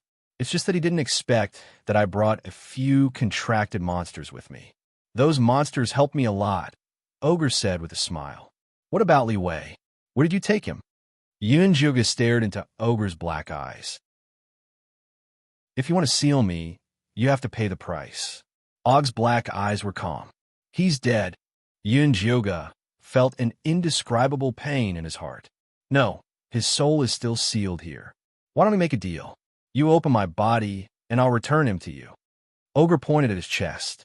There was a faint red humanoid glow there, emitting the aura of Li Wei's soul. He used the soul he sacrificed to add another layer of seal outside the key. Only Yunjoga could undo it. Then you have to first return the godhood to me. Only then will I have the power to undo the seal, Yunjoga said calmly. You want the godhood? Sure, but you have to sign a contract with me first. Ogre played with the golden godhood in his hand and smiled. What contract do you want to sign? Yunjoga raised his eyebrows. He already knew that the conditions this devil spirit proposed were ridiculous. Master-servant contract. I'm the master and you're the servant, Ogre said shamelessly. You, a devil spirit, want to be my master? Yoga sneered. He slowly adjusted the god power in his hand and prepared to attack at any time. I advise you not to act rashly. This godhood isn't as strong as you think. Ogre squeezed the godhood hard and acted as if he was going to destroy it. At this moment, the monster that Zishang was entangled with was sent flying and charged straight at Ogre. Idiot! Ogre impatiently kicked the monster back to Zishang. Yoga took the opportunity to shoot a golden divine light at Ogre. Ogre didn't take it head-on. He moved to the right, but Zishang blocked his path. Zishang clawed at his chest. Ogre's right hand expanded into the shape of a black monster's claw and clashed with Zishang's palm. A huge shockwave came from where the two clashed. Zishang retreated to Yoga's side. Ogre also took 2 steps back. He looked at Zishang viciously and smiled. As expected, the strongest Fey Emperor on the continent. You're still this strong, even after dispersing your cultivation. It's just that you've angered me like this. Aren't you afraid that I'll fight you to the death? With that said, he wanted to take out the godhood to threaten Yoga. However, he found that there was nothing in his hand. Yoga had secretly used his moon spirit threads to stick to the godhood while Ogre was talking. You dare to dream about our things? Scram back to your world, Zishang said, and whipped his tail at Ogre. Ogre's figure flashed and disappeared on the spot like a ghost. Then, countless ogres appeared in the space. They smiled at Yoga and Zishang and said, So what if you've obtained the godhood? You'll still die here. With that said, the floor of the space shook and revealed a black pool of demonic energy. Countless beast and beastman corpses were soaking in the pool. The color of the pool water was very strange. It was thick and viscous. It gave off a smell even worse than the death swamp. Enjoy this black rain source. You'll definitely like it. Ogre's laughter echoed in the space. Ogre polluted the source energy of this mystic realm, which caused the black rain to descend.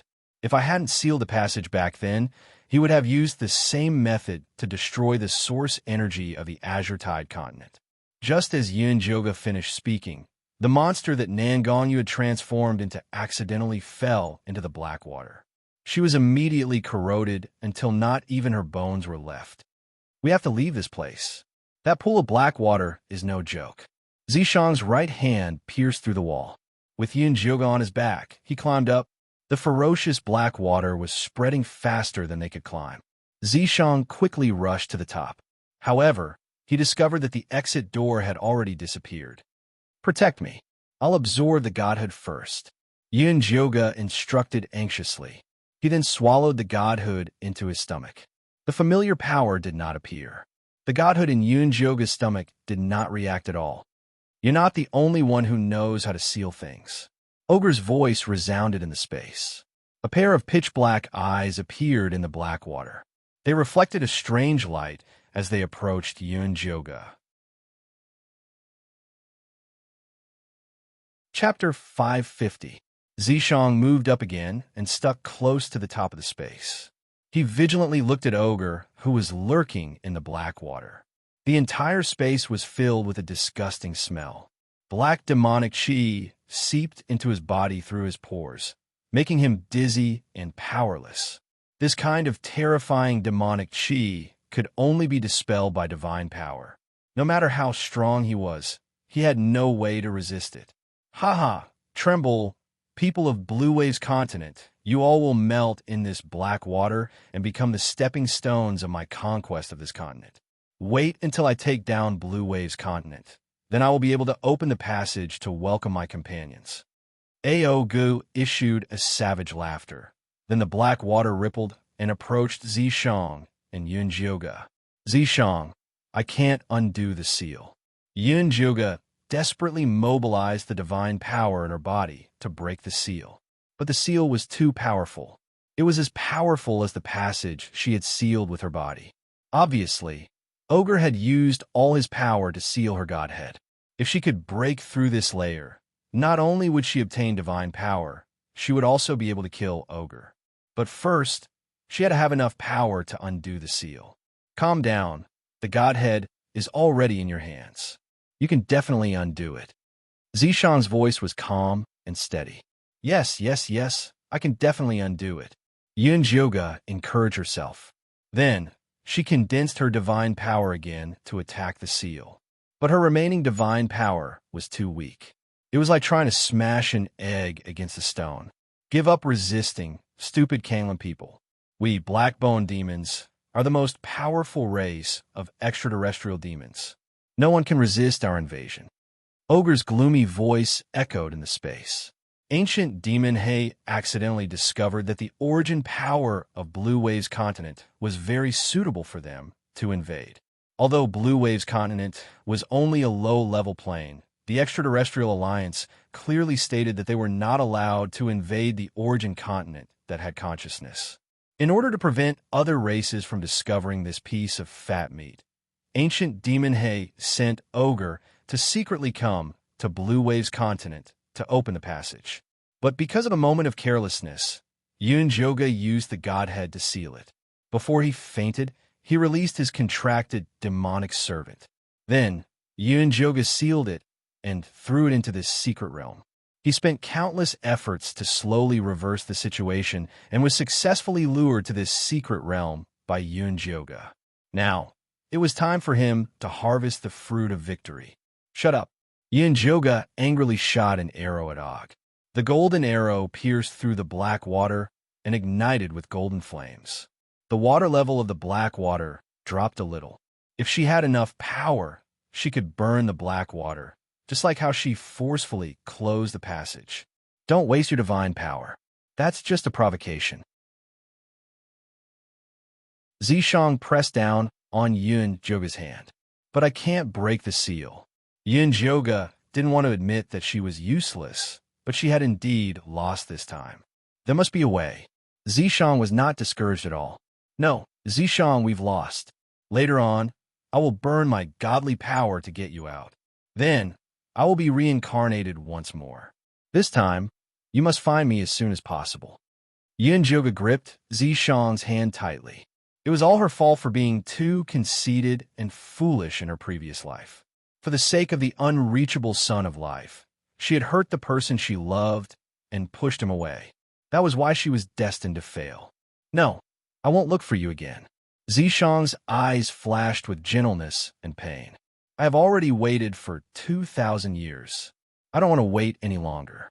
Also, Yueling said that if you reincarnate again, your soul power will be even weaker. It will be even more impossible for you to defeat Og. No, I will reincarnate with God's spark this time. It will definitely be better than this life. Yunjoga's tone was anxious. She really wanted to convince Zishang, but she knew very well that in her previous life, she was at the peak of power. At that time, she couldn't kill Og. If she lost in his hands in this life, there was no chance of winning in her next life. Azure Wave Continent was finished. But even so, she still hoped that Zishang could survive. No, this time, let me help you.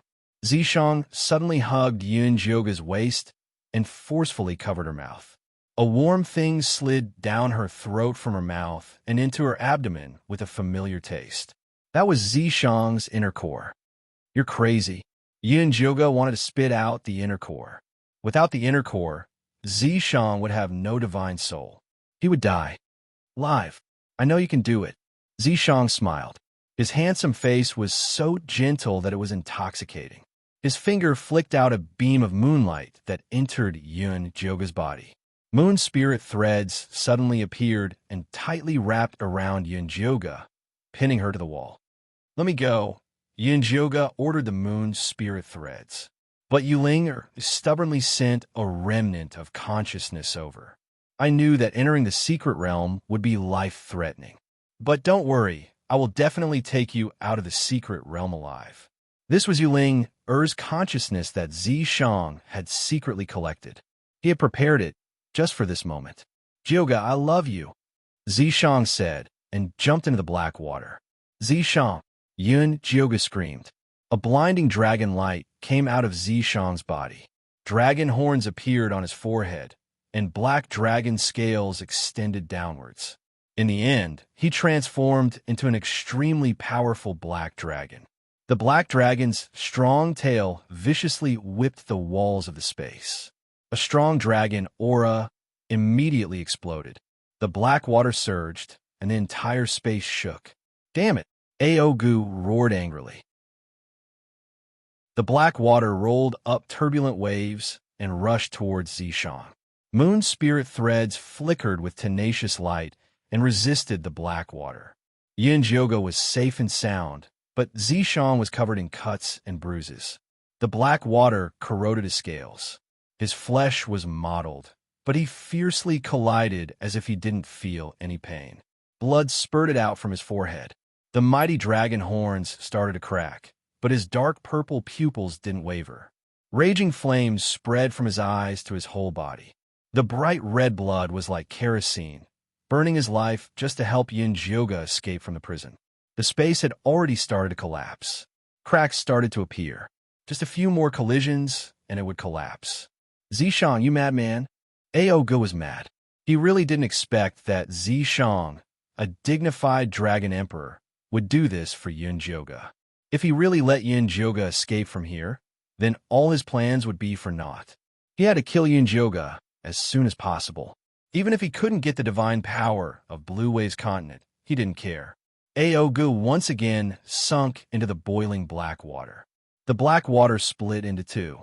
On the left side, the black water turned into a rope and firmly tied Zishang. Zishang struggled with all his might, but he couldn't get rid of it for a while. On the right side, the black water condensed into a black arrowhead.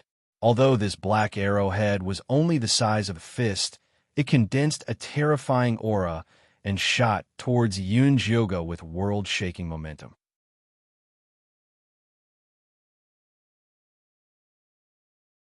Chapter 551. Yunjoga's pupils shrank. Moon spirit threads also sensed great danger and immediately took Yunjoga to hide, trying to escape the black arrow's attack. The black arrow chased after Yunjoga, but failed to lock onto her. It seemed to impatiently stop and then split into countless black arrows that filled the entire space. The black arrows were all pointed at Yunjoga. No matter where she hid, she could not escape the attack. "Die!" Ogre let out a triumphant yell, and the black water 10,000 arrows shot toward Yunjoga with a destructive aura. Yunjoga's scalp went numb. Golden divine power condensed on the surface as she prepared to take this terrifying attack. At this moment, Zishang suddenly let out a roar. His black dragon body suddenly exploded. After breaking free of the black water, he instantly blocked Yunjoga's path. Countless black arrows shot into his body. His already wounded body was now covered in bloody holes. He looked like a piece of ragged cloth. "Zishang!" Yunjoga screamed uncontrollably. She held Zishang's blood-stained dragon head with trembling hands. She wanted to touch him, but was afraid of hurting him. "Live!" Zishang spat out the words in a hoarse and tired voice. He used the last of his strength to slam the stone wall above him. The dragon blood and black water mixed together and finally exploded the entire space. Yunjoga's body was sent flying by a huge wave of air and flew towards the hole in the sky. Her body floated in the air. The wind whistled in her ears. The dark brown dry land appeared in her eyes again, like a picture of the end of the world. In this gray picture, Zishang's bloody and broken body was extremely eye-catching. His dark purple eyes stared at Yunjoga's figure. Inch by inch, his falling body turned to ash and disappeared from the world. "Ah!" Yunjoga let out the roar of a wounded beast. It was like a cuckoo crying blood. Her soul was in so much pain that it felt like it was about to explode. The dragon orb in her body sensed its master's death. It released the last of its demon power and surged into her abdomen along with the golden divine power. Her abdomen squeezed violently. The pain made her break out in a cold sweat. She could feel a huge force pressing against her dantian. Warm water flowed out from under her. Something fell out of her body and floated in front of her. It was a white egg the size of a palm. After shaking violently from left to right, it made a popping sound. A cute little head popped out. It had a pair of forked golden horns on its head, fluffy golden hair, a round little face, short, thick eyebrows, and a fiery red phoenix feather flower mark in the middle of its eyebrows. It looked a little like Yunjioga, but also a little like Zishang. There was no doubt that it was their child, the legendary child of life. Yunjioga stared blankly at the child, her mind completely blank. She felt as if her soul was slowly disappearing with Zishang's death. Saving the world? Saving the calamity? All of this had nothing to do with her. At this moment, she only wanted to follow Zishang. The little dragon man crawled out of the shell and hovered in front of its mother. Its body was very healthy, and its 4 limbs were chubby. There was even a golden dragon tail on its tailbone that emitted the purest light of life. Son of life! Ogre's surprised voice rang out. Then a huge black palm rose from the ground and grabbed at the little dragon man in the air. Wah wah wah! The little dragon man was so frightened that it cried loudly. Rumbling thunders and hailstones rained down, scattering the huge black palm in the air. Ogre was not discouraged by the failure. He gathered all the demonic aura in the entire mystic realm and condensed it into a black palm that was even bigger and scarier than before, grabbing at the little dragon man. The little dragon man's wind, thunder, and hailstones rained down again, but it was unable to scatter that terrifying huge black palm. Wah wah wah!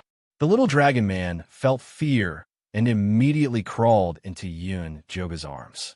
It tried its best to burrow into her clothes, wishing that it could turn into an egg and return to its mother's embrace. The warm touch finally awakened Yun Joga's consciousness. She hugged the child's tiny body, and she finally came back to life. Zishang was dead. What she wanted to do was to take revenge, not to wallow in self-pity. Yun Joga used her moon spirit threads to bind that huge black palm. Then, she condensed her divine power again, wanting to break the seal. The golden godhead had already shattered the seal when it descended. The familiar divine power fused into Yun Joga's divine soul again and flowed through her entire body. A golden red flame lit up between Yun Joga's brows. The phoenix feather flower was as dazzling as a phoenix that had gone through nirvana. Streaks of red patterns spread down from her forehead. Golden red light feathers formed a pair of wings on her back, illuminating the world with divine light. Damn it! Ogre screamed uncontrollably. After the seal was broken, the power of his divine soul was also rapidly disappearing. If he did not think of a way to escape, he would really be destroyed. Ogre looked at Yun Joga with resentment. The huge black hand formed by the black water split into countless raindrops and rained down on the world. As long as a trace of his divine soul could escape, he could continue to lie dormant and wait for the day he could make a comeback. Yun Joga, just you wait. Everything is not over yet. Ogre's divine soul split into thousands of pieces. Just as he was about to fall to the ground and escape, he suddenly realized that his vision blurred. The vast mystic realm turned into a blue space. You're not the only one who knows how to set up a spatial barrier. Yun Joga's voice spread out like water ripples. Ogre widened his eyes in horror. He looked up and saw Yun Joga hugging the little dragon man and looking down at him from above. The golden little dragon man opened its little hands and looked at him curiously with its extremely pure eyes as though it was looking at something fun. Spatial barrier was the innate ability of the golden dragon. After it absorbed its mother's divine power, it became even more powerful. It transferred all the black water that Ogre turned into its own spatial barrier. The Azure Waves continent is mine. You should not covet something that doesn't belong to you. Yun Joga raised her hand expressionlessly. A wisp of golden flames emerged from her hand and floated into the air before turning into a thunderfire needle. Die! Following Yun Joga's order, the thunderfire needle transformed into countless lightning needles and rained down like a rainstorm. The purple lightning exploded above the black water and eventually turned into golden flames that burned fiercely. The black water bubbled like boiling water and turned into transparent water vapor before vanishing without a trace. Don't kill me, don't kill me. Keeping me alive is useful to you. You can use me and the ancient black ink race. They will definitely be willing to pay any price in exchange for my life. Ogre let out a miserable scream and kept tempting Yunjoga to spare his life. Yunjoga's response was to increase the output of divine power. The fire was like a bottle of oil that was poured into a bottle and quickly burned Ogre's divine soul into nothingness. Chapter 552. Whoosh. The little dragon man regretfully watched its new toy disappear into space. It patted its chubby hands and hugged its mother's neck. It tiredly rested its head on her shoulder. Yunjoga hugged the little dragon man tightly and came to the huge pit where Zishang had died. She smelled Zishang's remaining scent in the air. Her legs gave way and she collapsed to the ground. Her mind was even more blank. The little dragon man muttered and then pulled Yunjoga's hair. Then the black demonic tripod fell and almost hit Yunjoga's toes. Master, don't be sad. I used the soul-returning wood to collect Lord Zishang's soul. The little baby's urgent voice sounded in Yunjoga's consciousness and immediately pulled her soul back. Where? Yunjoga's voice couldn't help trembling. Here. The little baby pointed at the soul-returning wood planted in the space. There was a quiet black dragon inside the red mist-like wood. It was undoubtedly Zishang's soul. Zishang. Yunjoga's consciousness sank into the demonic tripod and formed a small person. It pounced at the soul-returning wood and called, Joga, are you okay? Zishang opened his eyelids. His pupils reflected Yunjoga's figure. I'm fine. I've already killed Ogre. How are you now? Yunjoga reached out to touch Zishang, but passed through his soul. My soul is very weak. You have to undo the seal of the palace and put my soul back into my body. Back then, Yunjoga had sealed the palace after mending the sky. Zishang's soul had reincarnated with her and left his body in the palace. I'll definitely take you back to the palace. As long as Zishang could survive, it wouldn't be a problem to take him to the outer world to find otherworldly demons, not to mention back to the palace. Okay. Zishang's eyelids grew heavier and his voice weaker. Although he hid in the soul-returning wood at the critical moment, he was still exhausted and had no strength to speak. Master, don't worry. I'll take good care of Lord Zishang. The little baby smiled obsequiously. After wandering outside for so many years, he could finally return to the palace. I'll leave him to you. If anything happens to him, I'll ask for you, Yunjoga said sternly. Yes. The little cute baby's face was serious and taut as he promised to complete the task. Although Yunjoga really wanted to stay in the demonic tripod with Zishang, there were still many things waiting for her outside. Yunjoga left the demonic tripod and saw that the little dragon man had already fallen asleep with its arms around her neck. Good boy. Yunjoga kissed the little horn on its forehead and sent it to the demonic tripod beside Zishang. Then he spread his wings and flew towards Cloud City. Shirley was standing at the top of Cloud City when he saw a beam of golden light flying towards him from afar. He looked into the distance and saw Yunjoga covered in golden light, stepping on auspicious clouds, looking extremely holy. Greetings, Lady Goddess. Shirley knelt on one knee, and his voice reverberated throughout the entire Cloud City. The orcs also knelt down and welcomed Yunjoga's arrival with a most pious gesture. Where's Nangongli? Yunjoga landed in front of Shirley and asked. He's dead. Shirley sighed. What's going on? Emohan was not easy to deal with. She didn't think that Shirley could kill him. Follow me, and you'll know. Shirley brought Yunjoga to Nangong Li's room. She saw Nangong Li's corpse lying on the ground. He had become a monster like Nangong Yu. Bailey Moyun sat at the side with a shocked expression. He was completely dumbfounded. There was a loud noise in the sky just now. He suddenly died and became like this, Shirley said. Very good. She didn't have to do it herself. Lady Yun, what exactly happened? Bailey Mayun supported himself against the wall and stood up. He didn't understand how his best friend had become such a monster. Nangong Li and Nangong, you were both killed by the Mohan. Yun Jyoga told him about the extraterrestrial demon and ogre. Nangong Li, who had been possessed by the Mohan, had planned to kill all the orcs in Cloud City. Unfortunately, he had died with ogre before he could act. Now that the passageway is closed, does that mean that the catastrophe is about to end? Ian Shirley asked nervously. The extraterrestrial demons have already set their eyes on this place. They will send more people here sooner or later. We must prepare in advance. Gather all the orcs. I have orders. Yin Jyoga didn't have time to waste. After settling things here, she still had to bring Zishang back to the Divine Palace. After all the orcs had gathered, Yun Jyoga eliminated all the death chi and devil chi that had polluted the arcane realm in front of them. Golden light shone on the ground. Everything grew, grass sprouted, and clean spring water appeared again. The orcs knelt at Yun Jyoga's feet excitedly. Tears streamed down their faces as they murmured, thanking the goddess for her gift. Ow, ow, ow. Aren't you taking me with you? When Dummy heard that Yun Jyoga was going to leave, he was so scared that his eyes widened. You're more needed here. Yun Jyoga patted Dummy's head and secretly transferred some divine power to him. Dummy's body elongated and slowly grew taller. Finally, he turned into a handsome young man with slanted eyes. When you grow up, come find me at the Divine Palace.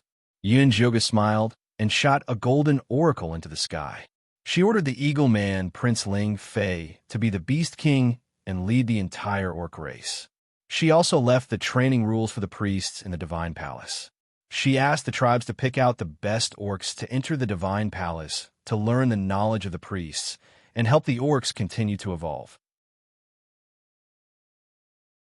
After Yin Jyoga settled things in the arcane realm, she left with Bailey Mayun and Ian Shirley. Goddess, what can I do? Bailey Mayun's expression was determined. The death of his best friend made him realize how terrifying the extraterrestrial demons were. He was eager to do something. I will grant you nascent soul cultivation. I hope you can lead the righteous path and prepare for the coming catastrophe. Yun Jyoga took out a divine elixir that she had made in her previous life. She had originally prepared it for the battle against the extraterrestrial demons. But after what happened to Zishang, she didn't want to shoulder all the burden. The rise and fall of the world was everyone's responsibility. Bailey Mayun had a righteous heart. She believed that he could lead the righteous path cultivators to success. Goddess, don't worry. I know what to do. Bailey Mayun took the divine elixir and swallowed it, then left. Looks like the evil sects are for me. Ian Shirley took a step forward and stood in front of Yun Jyoga. This is what Zishang promised you. Yun Jyoga took out 2 green heart of the universe. Thank you. Ian Shirley didn't say anything heroic. He had been taught by Sanskrit. He had long regarded saving the world as his responsibility. After Ian Shirley left, Yun Jyoga went to the 100,000 Mountains to find Junie Chen, Luo Tian, and Yiyu. She told them about the extraterrestrial demons and gave them divine elixirs as well. Miss, will we be able to see you again? Yiyu looked at Yun Jyoga sadly. Junie Chen and Luo Tian also looked sad. Cultivate well. When you reach the soul formation level, you can come and see me, Yun Jyoga comforted. Where do you live? How can we find you? Yiyu immediately perked up. I live in the Kunlun Mountain Divine Palace. That night, thunder suddenly rumbled in Kunlun Mountain. Golden light shone brightly within a radius of 100 kilometers. The phantom of flying dragons and dancing phoenixes enveloped the entire earth. The golden heavenly gate faintly opened. A golden light pillar shrouded Kunlun Mountain. A holy and beautiful woman slowly rose from the golden light pillar. From then on, countless legends were left in Blue Wave's continent. Chapter 553. Divine Palace, Lotus Hall. Yin Jyoga held his son's little paw and pointed at the big white egg that was soaking in the golden pool. Baby, do you see that white egg? That's your father. Egg, father? The little dragon man frowned. It did not understand why other people's fathers were so tall and mighty, but its father was a big white egg. He was injured in the fight with the bad guys to save us, so he could only hide in the egg and grow out again. Yin Joga carried his son closer to Zishang. A year ago, she successfully opened the seal of the Divine Palace and found Zishang's original body. She did not expect him to degenerate into an egg after putting his soul in. Wan Sha said that Zishang was too exhausted to maintain his demon form and needed to absorb more power to transform again. She could only put Zishang's egg in the lotus pool and wait for him to be born again. Bad guys killed him. The little dragon man waved his little paw angrily. He still remembered the big black hand he saw when he was born. We've killed the bad guys. All right, you should go take a nap and say good afternoon to father. Yin Joga grabbed his son's little paw and waved at Zishang. Good afternoon, father. The little dragon man waved his paw obediently. Zishang's egg shook slightly, as if responding to them. Zishang, do your best. We'll visit you again later. Yin Joga kissed Zishang's egg and left the Lotus Hall with his son towards the Golden Dragon Hall. Along the way, the maids bowed to her. The one in charge of taking care of the little dragon man was a maid chosen by the spirit clan. Her name was Qing. Goddess, Lord Wan Sha just sent someone to look for you. He said that there's someone waiting in the hall. Qing was small but very strong. She took the heavy little dragon man from Yin Joga's arms effortlessly. Mother, accompany me. I'm scared. The little dragon man pulled Yin Joga's sleeve with tears in his eyes. All right, mother will accompany you. Yin Joga could not bear to see her son acting like a spoiled child. Although the little guy was already as tall as a 3-year-old human, he was still a 1-year-old who needed his mother's company. The little dragon man immediately smiled happily and lay on the small golden bed. There were shiny gems beside the pillow. The dragon race had always loved to collect treasures, and the little dragon man was no exception. The entire Golden Dragon Palace was inlaid with all kinds of gemstones that it liked. Go to sleep. Yin Joga touched the small forked horn on his son's forehead and gently hummed a song to coax him to sleep. The little dragon man slowly fell asleep, and there were beautiful gemstones everywhere in its dream. Its favorite was the white jade statue of its mother in the middle. Mother is the most beautiful. The little dragon man took out a small handkerchief and wiped the face of his mother's statue happily. At this moment, a clear and arrogant voice rang out. Little bastard, you've finally come. The little dragon man turned its head and saw a boy who was about 7 years old appearing in its dream. He wore a gorgeous black robe, and his face was extraordinarily handsome. His lips were bright red, as if they were stained with blood. The pair of small black horns on his forehead were incomparably sharp, and they flickered with an ominous light. Anyone who looked at them would feel like they were being stabbed. Why are you here again? I don't welcome you. The little dragon man spread its arms in front of its mother's statue and looked at the boy warily. A bastard will always be a bastard. It doesn't make sense no matter what. The boy crossed his arms in front of his chest and said to the little dragon man with contempt, Don't think that you can stop the attack of the ancient black fiends just because you eliminated that idiot ogre. If you surrender and serve me as your master now, not only will I spare your life, but I can also confer you the title of the ruler of this mainland. You just have to give me half of the origin source. No, it's all mine. Although the little dragon man did not understand what the origin source was, it remembered what its mother had said before. If a stranger asked for something from it, it must not agree to it no matter what it was. Refusing a toast only to drink a forfeit. A furious light flashed in the boy's dark eyes, and then he pounced at the little dragon man. The little dragon man immediately hugged its head and curled up into a meatball. It only used its golden dragon tail to counterattack the boy, and the two of them instantly got into a fight. Yin Joga did not know that her son was being bullied in his dream. When she saw that her son had closed his eyes, she left quietly and came to the hall. Sir, you're here. Wan Sha came to welcome her. Who's waiting for me?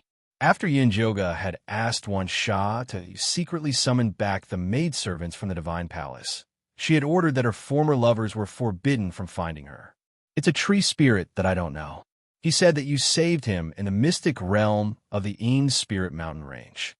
Wan Sha saw that the tree spirit spoke in a logical manner, so he informed Yun Joga. Tree spirit. Yun Joga was puzzled. When did she help a tree spirit? When she saw the handsome man with green hair and green eyes standing in the hall, she remembered that she had helped a human-faced peach king tree before. Lady Goddess. The human-faced peach king's eyes instantly lit up when he saw Yun Joga. His green eyes shone with a gentle light, like grass that had been dipped in dew. Sit. I didn't think that you would reach the divine transformation realm so quickly. Yun Joga remembered that when the human-faced peach king left the mystic realm, he was only at the golden core realm. If not for a huge, fortuitous encounter, it would be impossible for him to reach the divine transformation realm so quickly. After we parted ways in the mystic realm, I obtained other fortuitous encounters. That was why I was lucky enough to reach the divine transformation realm. The human-faced peach king's smile was a little bashful. He wanted to look at Yun Joga, but he did not dare to.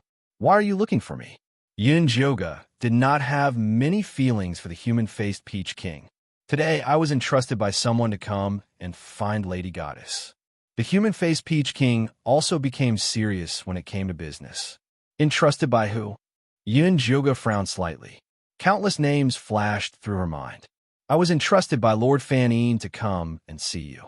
The human-faced peach king's greatest wish in this life was to see Yun Joga again. That was why Fan Yin had helped him with his tribulation. He's quite scheming. Ever since Yun Joga returned to the Divine Palace, Fan Yin had sent countless invitations to see her. However, Yun Joga had rejected all of them. Yun Joga knew very well what Fan Yin wanted to say to her. It was undoubtedly about the calamity and the lives of the world. However, she had already said that she did not want to care about it, so she did not want to see him. The human-faced peach king gathered his courage and said, Lady Goddess, Lord Fan Yin asked me to help you pass on a message. He said that he did not want to see you to talk about the calamity and the lives of the world. Instead, he really misses you. He hopes that you can give him a chance to see you. Yun Joga stood up and said, Go back and tell him that if I want to see him, I will naturally go and find him. Wan Sha, see him off. Yes. Wan Sha walked in front of the human-faced peach king and was about to take him away. At this time, the human-faced peach king suddenly gathered his courage and asked Yun Joga another question. Lady Goddess, I heard that you're looking for a male pet. I wonder if I have the chance to fight for it. Chapter 554. Hearing this, Yun Joga narrowed his phoenix eyes and asked in an unfriendly tone, Who told you this? The human-faced peach king had just ascended, so he should not know about the foolish things he had done in the past. It was also impossible for Sanskrit to tell him this. It was Demon King Huang Manchu who told me. Seeing Yun Joga's ugly expression, the human-faced peach king knew that the information he had received was wrong. He was curious as to why Huang Manchu, with his cold and indifferent face, would tell him such a private gossip. Is that guy courting death?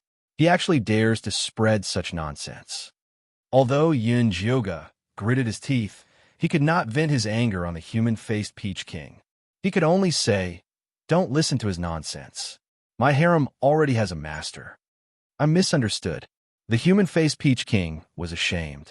His white face instantly turned red, and he was so nervous that he did not know where to place his hands. The divine world of the Azure Wave continent is not a peaceful place.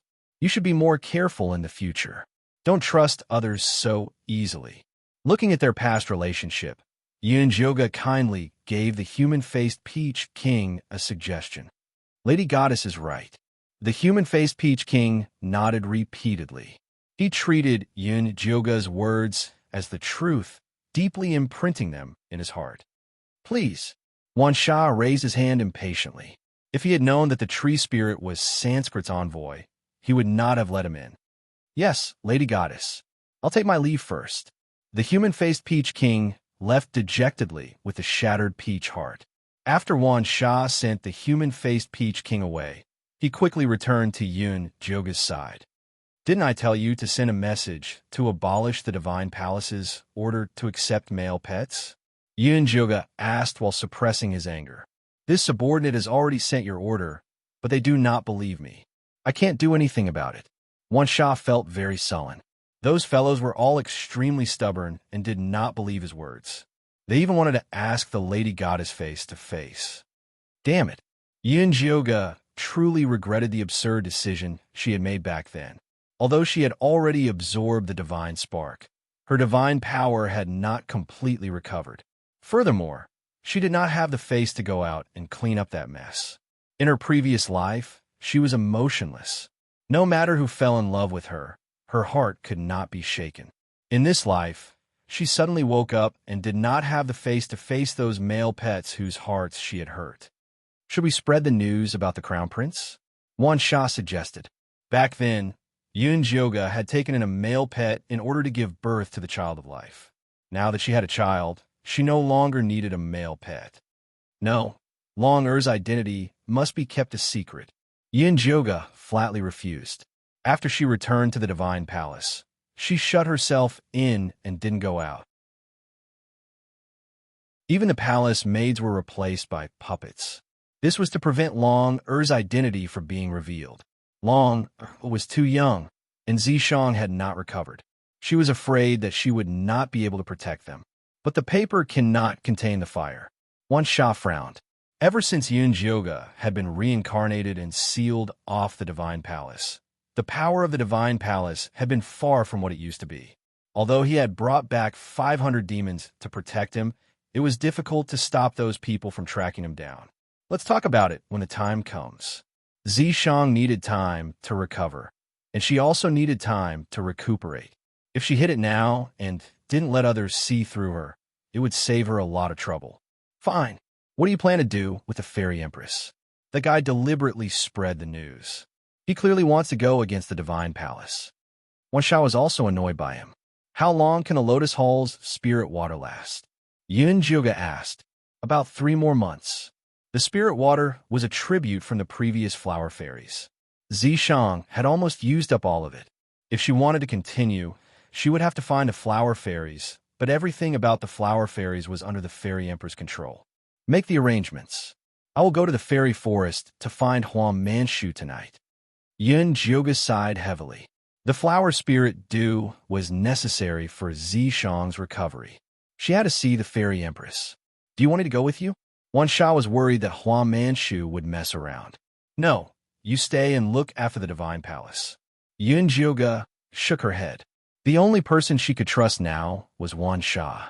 Then what about the little prince? It will take at least 2 days to go from the divine palace to the fairy forest. We can't coax him. Wan Sha had experienced the little prince's loud voice. This child was too attached to his mother. If he didn't see his mother when he woke up, he would cry his heart out. When the time comes, I will give him 3 days of peace. Yunjoga made up her mind. Usually, newborn dragons spent their puberty in sleep, but her son did the opposite. He did not like to sleep at all. Every time, she had to coax him to sleep.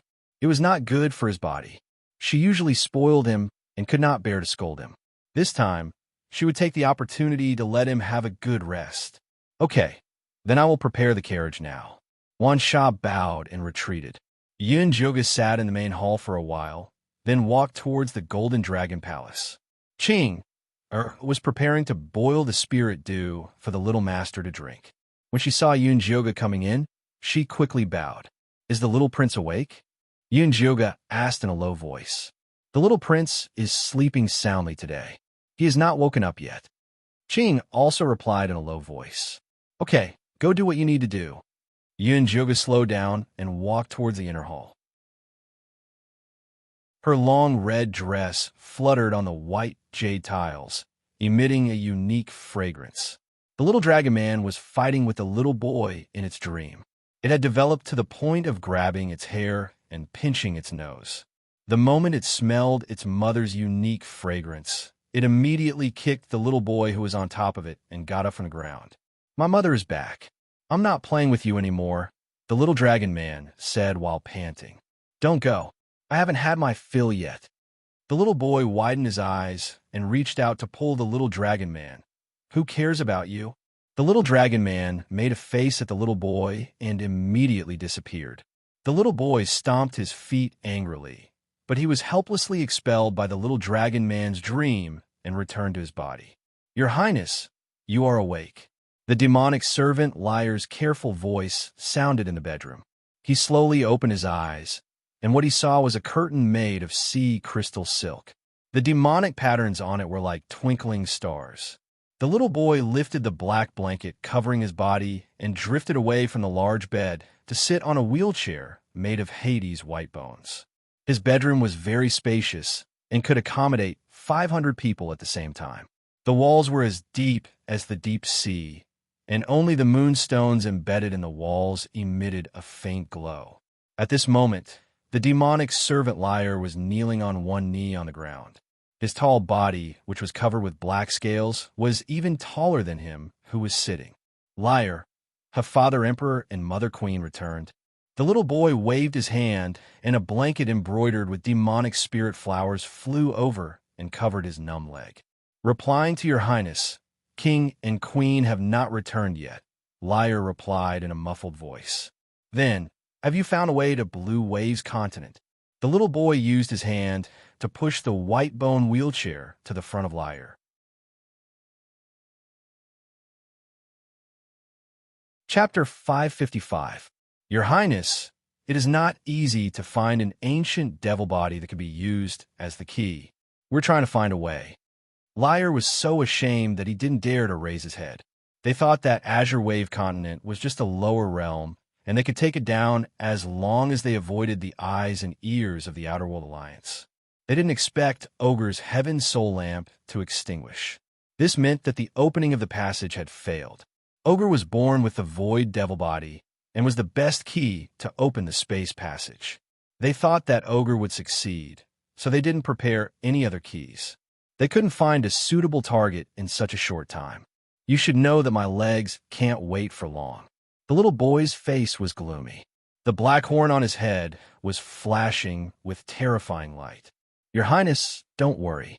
We are already looking. We should have news soon. Liar's cold sweat dripped down. This crown prince became more and more violent after his legs were cursed and lost their vitality. He often killed people. Get lost, the little boy ordered coldly. Liar immediately bowed and left as if he came back to life. In the blink of an eye, only the little boy was left in the empty hall. His gaze swept across the various toys in the hall and finally returned to the big bed. Forget it. I will go to that little guy's dream to play with him. The little boy muttered to himself. As the only inheritor of the ancient devil race, his status was extremely noble. No other devil dared to be impudent in front of him. They didn't even dare to speak loudly. In order to break the curse on him, his father and mother racked their brains. They thought about how to plunder the origin power of the lower realm to help him break the curse. They were so busy that they didn't even have time to talk to him. Because of his curse, he could only live in this dark, deep-sea demon palace. The demonic servants that serve him would only tremble when they saw him. They were completely uninteresting, until he entered the dream of the little dragon man to investigate the cause of Ogre's death. This was the first time someone dared to quarrel with him. It was a new feeling. He wanted to continue trying. After the little dragon man woke up, it hugged Yun Joga's neck and cried, "Mother, there's a bad guy in the dream who always comes to find trouble with me. He wants to steal my treasure." What does the bad guy look like? Yun Joga asked while gesturing to Ching, to bring over the spirit milk. It's black. The horns on its head are also black. The little dragon man touched its golden forked horns and said rather proudly, "Not as pretty as baby. They must be jealous of our baby's pretty little horn, so it came to bully you. Come, baby, drink some spirit milk." Yun Joga handed the crystal cup to his son. That must be it. Mother, you're too smart. The little dragon man happily hugged the big cup and gulped down a big mouthful of milk, leaving a circle of white milk foam on its little mouth. His horns are ugly. You can't make fun of him. Try to be good friends with him next time. Yun Joga picked up the soft silk handkerchief to wipe his son's mouth, not realizing what he had said at all. All right. The little dragon man nodded reluctantly. He was a good baby and would do whatever his mother said. All right, after you're done drinking, go find the little cute baby and Fei to play with. Yunjioga picked up his son and put him on the ground. After returning to the divine palace, she put the demonic tripod back into the myriad flower spirit garden. Xiao Xiao, Fei, and treasure-seeking scorpion were also placed there to live. The little dragon man often wanted to play with them, but only Xiao Xiao could play with it. The little cute baby looked like a kid on the outside, but it had experienced the vicissitudes of life on the inside. It always regarded itself as Xiao Xiao's elder and talked about great principles, which was especially annoying. Meanwhile, Fei fell in love with the work of converting death aura after going to the mystic realm. So Yunjioga sent it to the demonic realm of the divine palace to train. The female scorpion got pregnant not long after coming to the divine palace. The treasure-seeking scorpion was both happy and worried, so it stayed by his wife's side every day. Yunjioga had already promised the little dragon man that she would let the little scorpion be its spirit pet after it was born. As for the ingrate's eyeball that she collected in the mystic realm, she gave it to Wan Sha as a pet. She heard that it was living well and had already grown another eyeball. Let's go and see the scorpion baby. The little dragon man immediately ran towards the myriad flower spirit garden happily, touching the belly of the female scorpion every day and greeting its future spirit pet had become its new hobby. Yunjioga didn't accompany her son to the myriad flower spirit garden. Instead, she went to the lotus hall. The white egg that Zishang had transformed into was as big as a person's face. It was placed vertically in the spirit water. When it saw Yunjioga, the eggshell started to glow slightly, fully expressing its joy. Yunjioga took off her gorgeous outer robe, kicked off her red phoenix-winged satin shoes, and walked into the lotus pond barefooted. She hugged Zishang's egg and told him about the visit of the human-faced Peach King. That fanning guy is really annoying. I already said that I don't care about the matters of the mortal world, but he still keeps nagging me. Yunjioga's tone was slightly irritated. She had already done enough. The rest could only be left to the mortal world's cultivators to think of a solution. Zishang's eggshell became a little warmer, as if it was comforting Yunjioga's irritated mood. Yunjioga immediately felt a little better. Then, she said, "There's not enough spirit water anymore. I'm going to find that guy Huang Manchu to get some more. If I can get some spirit stones, you can recover faster." Zishang immediately shook its eggshell with force, as if it was strongly objecting. "What are you worried about? There's nothing between me and him."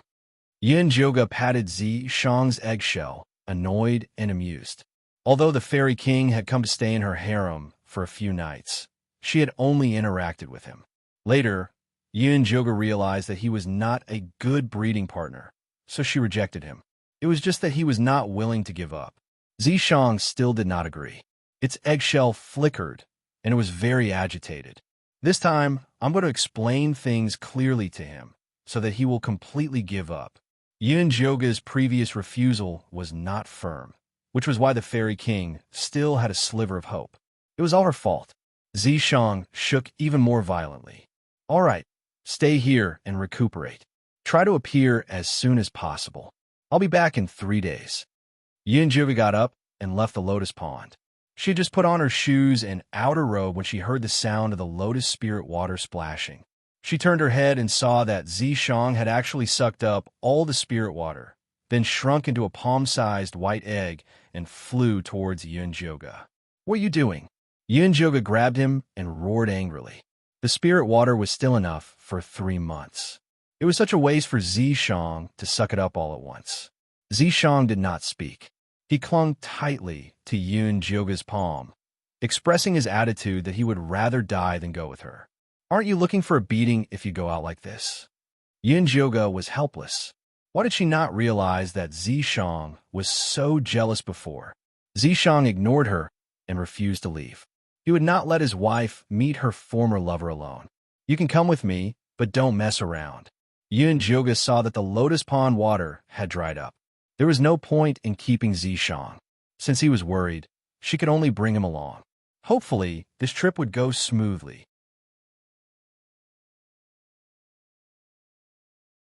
Chapter 556. Yoga put the purple deceased sword in his arms and went to Myriad Flower Spirit Garden to find his son. Ever since the little baby experienced the predicament of food shortage in the mystic realm, he consciously planted edible flowers and plants after returning to Myriad Flower Spirit Garden. From afar, one could see green thorny flowers wrapped around the periphery, sweet fruits dotted it. White dancing spirit flowers that looked like cotton candy fluttered in the air, and a swing made of red willow branches swayed in it. The little dragon man was playing a game of candy ball with Xiao Xiao at the moment. A colorful fruit the size of a human head was quickly passed between them, leaving a series of afterimages. Xiao Xiao was agile and could catch the ball no matter where the little dragon man threw it to. However, the little dragon man had an advantage over him. After all, he had an extra tail, and the little golden tail was more agile than his hands and feet. The colorful fruit slowly turned red as the two of them hit each other, and finally emitted a sweet fragrance. "Okay, you can eat it," the little baby shouted, and the big red fruit floated in front of him. "I want to leave it for Mother. I want to leave it for Master," the two little guys said in unison. "This is a must," the little baby shouted loudly. Then, he smiled fawningly at Yoga, who was walking towards the garden. "Right, Master. You two are filial. I did not dote on you for nothing." Yoga walked into the garden leisurely. The little dragon man and Xiao Xiao pounced over together. Xiao Xiao was better. The sweat turned into demonic aura and returned to her body, and not a single bit was wasted. However, the little dragon man seemed to be fished out of the water. The golden sweat dripped into the soil and was quickly absorbed. "What fruit is this?" Yoga took the red fruit from the little baby's hand. There were 7-star runes on the fruit skin with an inexplicable charm. "This is the 7-star fruit. It blooms every 700 years and bears fruit every 700 years. The fruit needs to absorb the purest vitality to ripen. This was planted by the little baby in Myriad Flower Spirit Garden a long time ago. It happened to ripen when he returned this time, so he caught the two little guys to help. How many more 7-star fruits do you have here?" Yoga remembered that the fairy Empress Hua Manchu once said that the 7-star fruit was helpful to his cultivation technique. He could use this to exchange for the flower spirit water. "Very many." The little adorable child pointed behind him. The clouds and mist dissipated, revealing a straight black tree. 7 black tree trunks grew out evenly. There were no leaves on them, only colorful fruits hanging on them. They shone like small lanterns. There were at least 1,000 of them. "Put up 50 of them," Yoga said to the little baby. "You want to give it away?" The little cute baby looked surprised. It had always been others who fawned on the divine palace. It had never been the divine palace who used things to fawn on others. "It's not a gift, it's a trade." Yoga told her that he wanted to exchange the 7-star fruit with the fairy king for the floral fairy water. "Can't we just let them pay the tribute?" The little cute baby didn't understand. It was their honor that the divine palace wanted to use their things. "Not good." Yoga glared at the little baby. Things were different now. The power of the divine palace was not as good as it used to be. Sooner or later, it would lead to a disaster. "All right." The little cute child curled his lips and waved his hand. 57-star fruits flew over and fell into a basket made of red willow branches. "Are we going to trade this too?" The little dragon man looked at the red and fragrant fruit reluctantly. It took him and Xiao Xiao a lot of effort to make it ripe. Even his mother hadn't tasted it yet. "No, we'll eat this ourselves." Yoga broke the 7-star fruit. The seed inside was like a condensed ruby, emitting pure energy. The little cute child didn't eat it. The big part was eaten by the little dragon man and Xiao Xiao, and some was left for the treasure-seeking scorpion couple. "Just bring 10 of them to exchange for it." After Yoga ate it, he immediately changed his mind.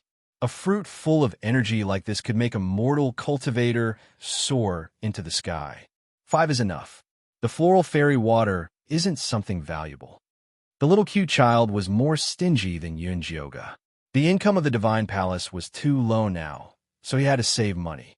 Okay, 5 it is. Yin Yoga put the red willow basket into his mustard space, then picked up the little dragon man and kissed it. Baby, it's time to take a bath and sleep. Chow chow. Cute child. I'll come and play with you tomorrow. The little dragon man waved to his friends and returned to the Golden Dragon Palace Hall with his arms around his mother's neck. Ching, prepare the bath. The little prince is going to take a bath later. Yin Yoga instructed. Smashing was drenched in sweat, so its scales had to be washed properly. Yes. Ching, immediately retreated. Yin Yoga accompanied the little dragon man for dinner and took him to the bath. The golden bath was inlaid with 4 diamond-studded dragon heads that could spray water. The bottom of the pool was shining, reflecting the warm water with a golden glow. The little dragon man jumped into the water with a bang, creating a huge splash. Then it swam happily in the pool, having a great time. The purple deceased sword rolled out of Yin Yoga's pocket and fell into the water, following beside smashing. Dan. The little dragon man subconsciously pounced over, wanting to grab Dan and play an egg-tossing game with his mother. Be careful. Yin Yoga's heart immediately jumped. She knew very well how much strength Smashing was using. If smashing the purple deceased sword into pieces, then he would have to bear the crime of patricide. Although Smashing had already turned into a white egg, its movements were still extremely agile. It squirmed around in the water, not letting Smashing succeed. The little dragon man was playing crazily. The water splashed everywhere, drenching Yin Yoga. All right, both of you stop. Yin Yoga wiped the bath water off his face and was about to jump into the pool to deal with the father and son. However, Smashing formed the word no in the pool and continued to tempt Smashing to chase after him. Yin Yoga observed carefully and discovered Smashing's movements in the pool. He discovered that its movements in the pool were extremely rhythmic, and the pool water turned into a lifelike dragon shape. After Smashing chased Smashing a few rounds around the white egg, a beam of golden light suddenly flashed on its forehead and continuously extended downwards. Then, the long-tailed fat dragon man immediately turned into a dragon shape. Its long whiskers fluttered, its scales shone, and its 5 claws were powerful. Previously, Yin Yoga had been worried that Smashing did not know how to transform. However, when she asked the Dragon Clan privately, they could not tell what was going on. This was because the Dragon Clan had never produced a golden dragon with divine power. Now that she saw Smashing successfully transforming into a dragon, she finally relaxed. For a milk dragon, maintaining its original form was the most comfortable. When Smashing saw that his son had finally learned how to transform into a dragon, Smashing immediately flew back into Yin Yoga's pocket. He was just an egg now, and the running just now was really killing him. Still playing. The little golden dragon wagged its head and tail in the pool water. It was in high spirits and did not feel tired at all. I'm not playing anymore. Hurry and lie down. I'll help you brush your scales. Yin Yoga forcefully dragged Smashing to the shore and began to brush his scales.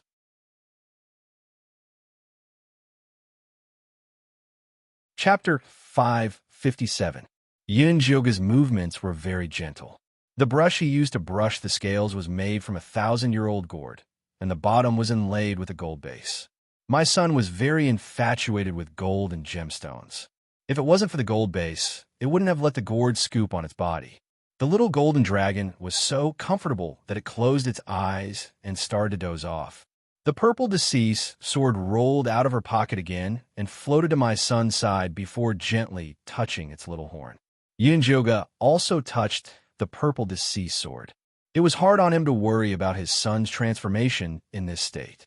After cleaning my son, Yin Yoga wrapped it in a bath towel and placed it on a magnificent bed. Then, he dripped a few drops of spiritual milk into it before putting it next to my son's mouth and coaxing, "Be good, baby. Drink the spiritual milk first before sleeping." The little golden dragon closed its eyes and finished drinking the spiritual milk. After rinsing its mouth, it fell into a deep sleep. "Good baby, have a good sleep. You'll see me when you wake up." Yin Yoga lowered his head and kiss my son's face." The purple decease sword also touched his son's forehead. Before Yun-joga left, he covered all the luminous pearls in the house, leaving only the scorpion-shaped floor lamp on the floor. The little dragon man fell into a deep sleep. As it had too much fun in the myriad flower spirit garden today, the same scene appeared in its dream, except that its mother's jade statue was placed at the door. However, there was a big white egg in the statue's hand this time. "Xiao Xiao, Minghua, quickly come out and play with me." The little dragon man plucked 2 unripened 7-star fruits from the 7-star tree and began to call its partners to play. Unfortunately, Xiao Qiao and Meng Hua didn't appear in the dream, but a black hole. The ancient demon crown prince with a black horn on his head snuck into the little dragon man's dream again. This was the only place where he could get rid of the curse. "Why are you here again?" The little dragon man frowned and felt that its mood had become very bad. "I come whenever I want. What can you do to help me?" The crown prince raised his eyebrows and sized up the little dragon man's dream. Compared to the gaudy golden and gemstone-filled place before, this flower garden was obviously more interesting. The little dragon man really hated this fellow in front of it.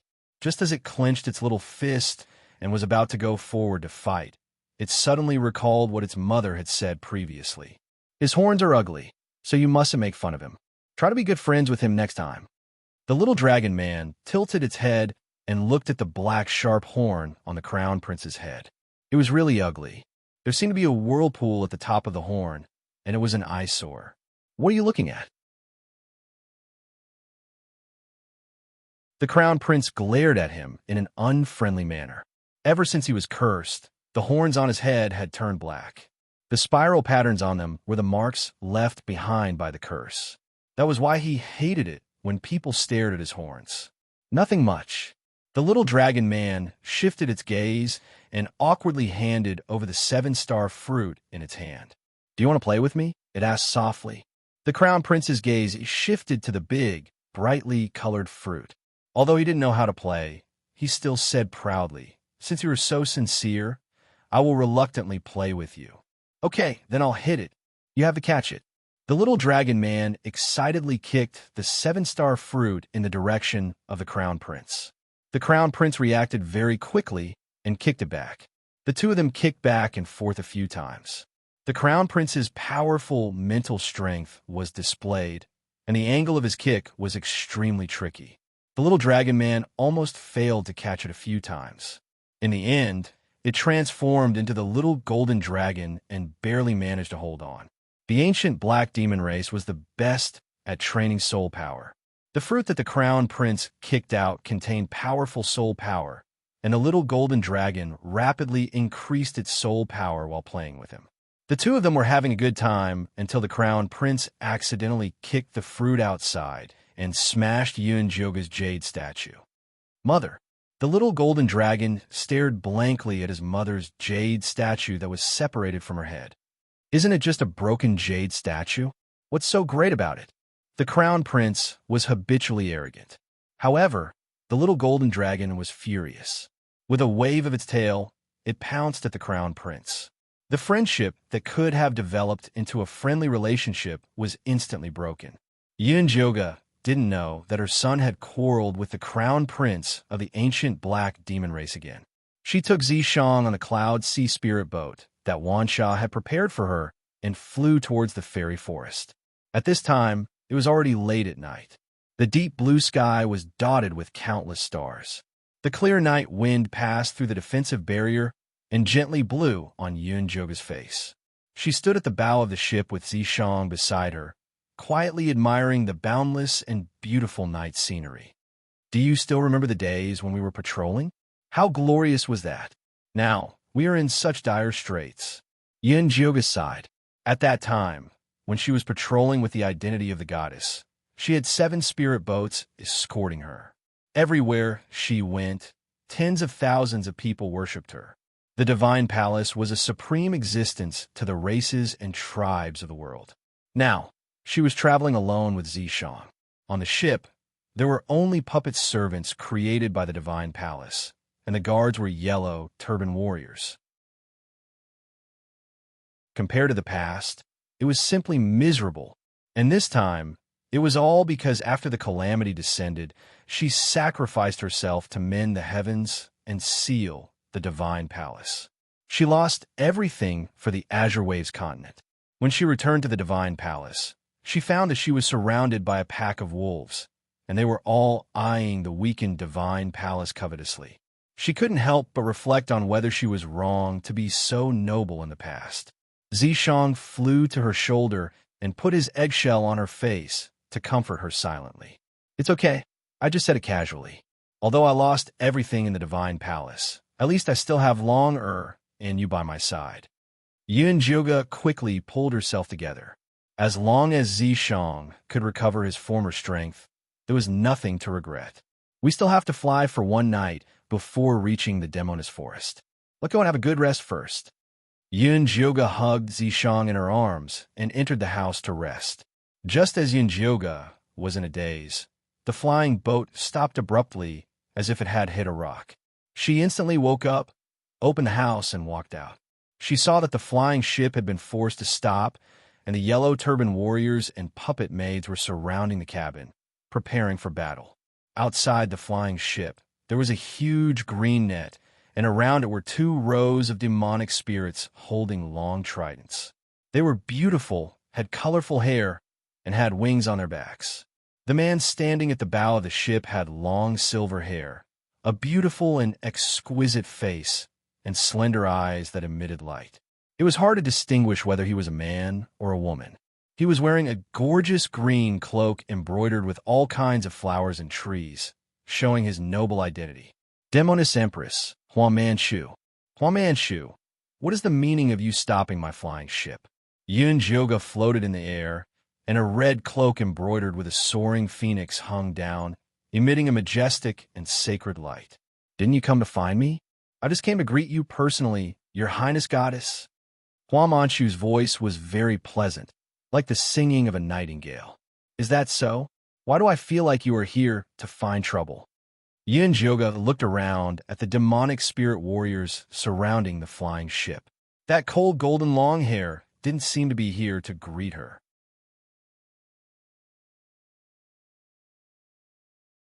Chapter 558.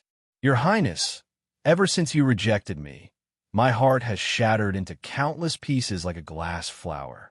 It was only when I heard that you were coming to find me that it started beating again. Hua Manchu raised her slender chin and raised her hand to look at the sky. The green cloak behind her fluttered without any wind, and the shadows of flowers bloomed one after another. All that was left was to float out pink bubbles. "Then let it continue to shatter," Yun Jioga said expressionlessly. "You're good at everything, but you're a little out of your mind. That's why you were kicked out of the harem back then." "My dear Royal Highness, your words really hurt my heart." Hua Manchu covered his chest and said in a poetic tone, "Although you are very heartless, I still love you. I have already arranged a banquet for you in the fairy forest, and I hope that you will do me the honor of coming." After saying that, he bowed, full of sincerity. Yun Jioga looked around and saw that the fairy warriors had already occupied a 5-kilometer radius. It would be very difficult to fight their way out with the cannon fire on the boat. Furthermore, she did not want to fall out with Hua Manchu. The purple deceased sword moved in Yun Jioga's pocket, as if it wanted to fly out to teach Hua Manchu a lesson. Yun Jioga raised her hand to stop him, then looked at Hua Manchu. "What if I don't go?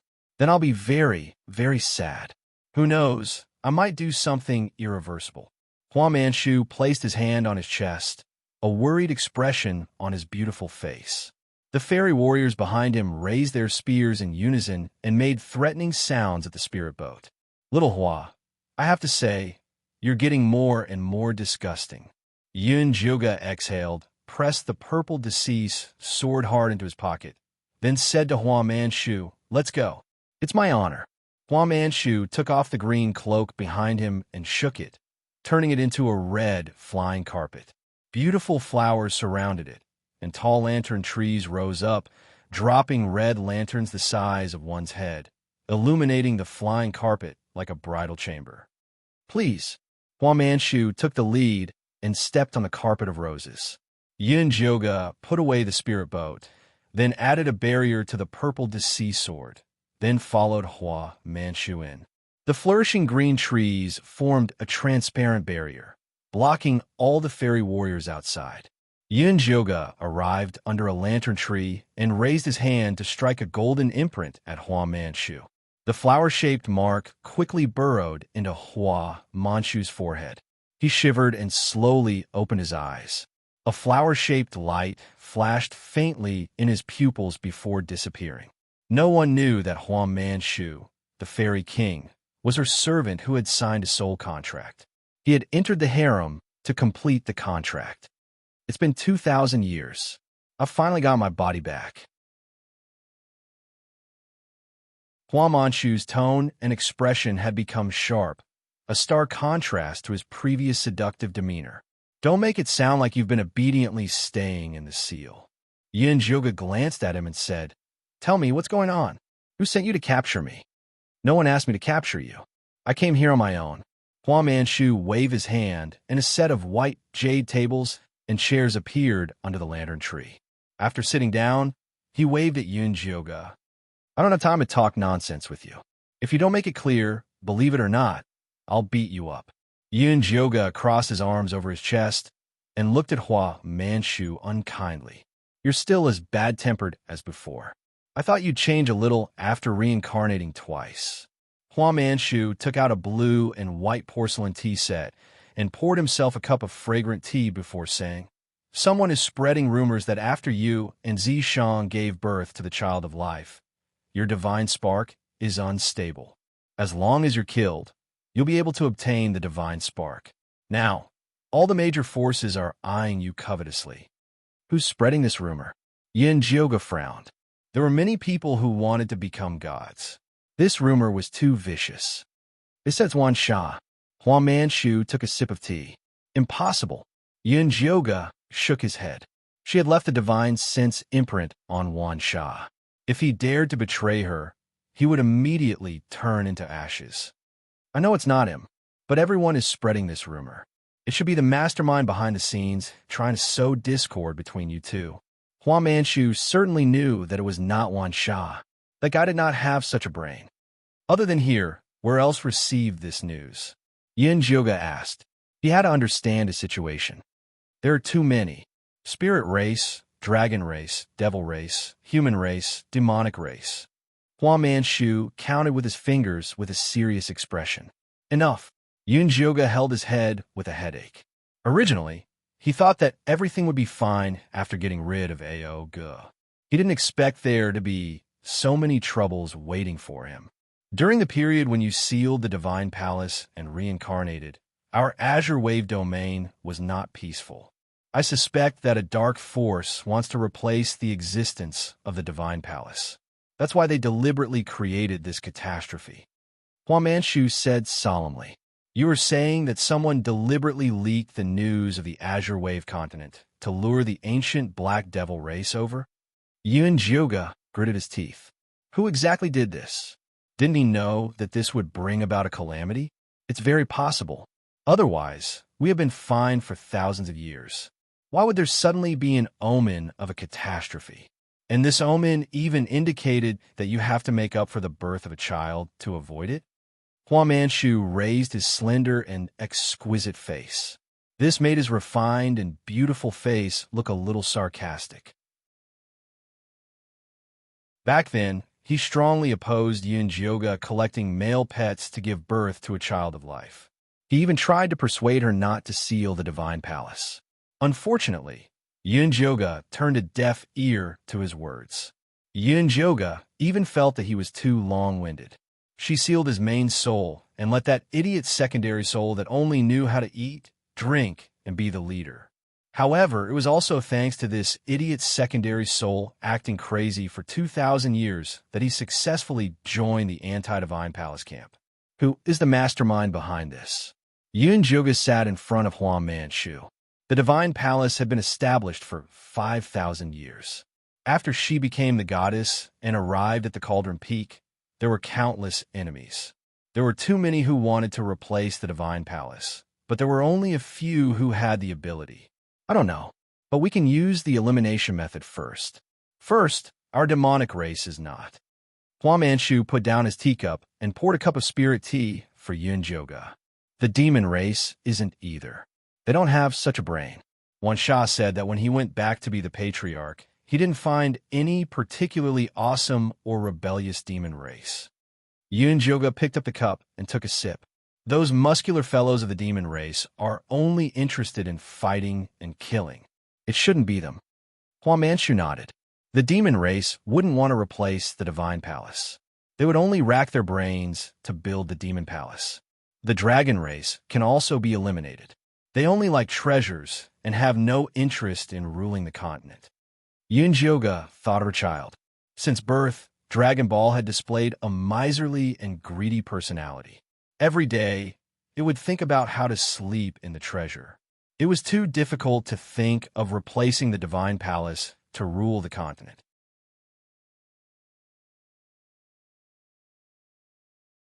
Chapter 559. That leaves the Spirit Clan, the Demon Clan, and the Human Clan. Ever since Yuling committed suicide, the Spirit Clan is in chaos. The Demon Clan is also without a leader. The Human Clan is fighting each other every day. Hua Manlu sighed.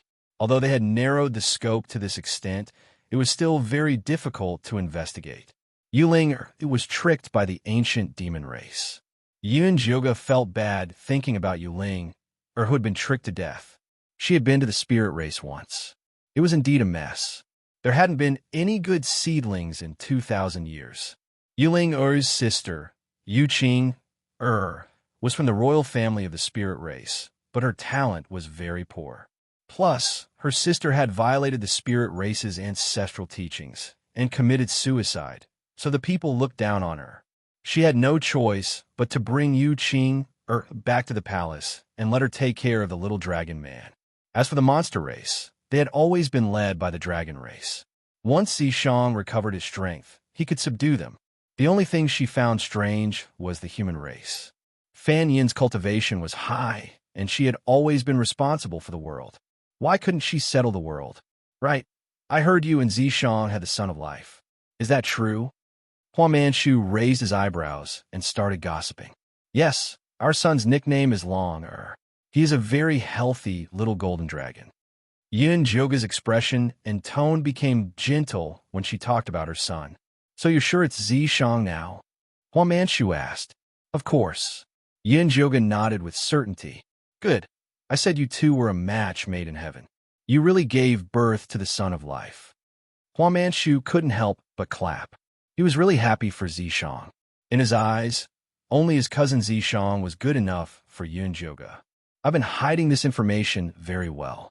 Only I, Wan Sha, and Qing know. How could it be leaked? Yun Joga felt strange. Wan Sha and Qing had her divine sense imprint. If they broke the rules, she would know immediately.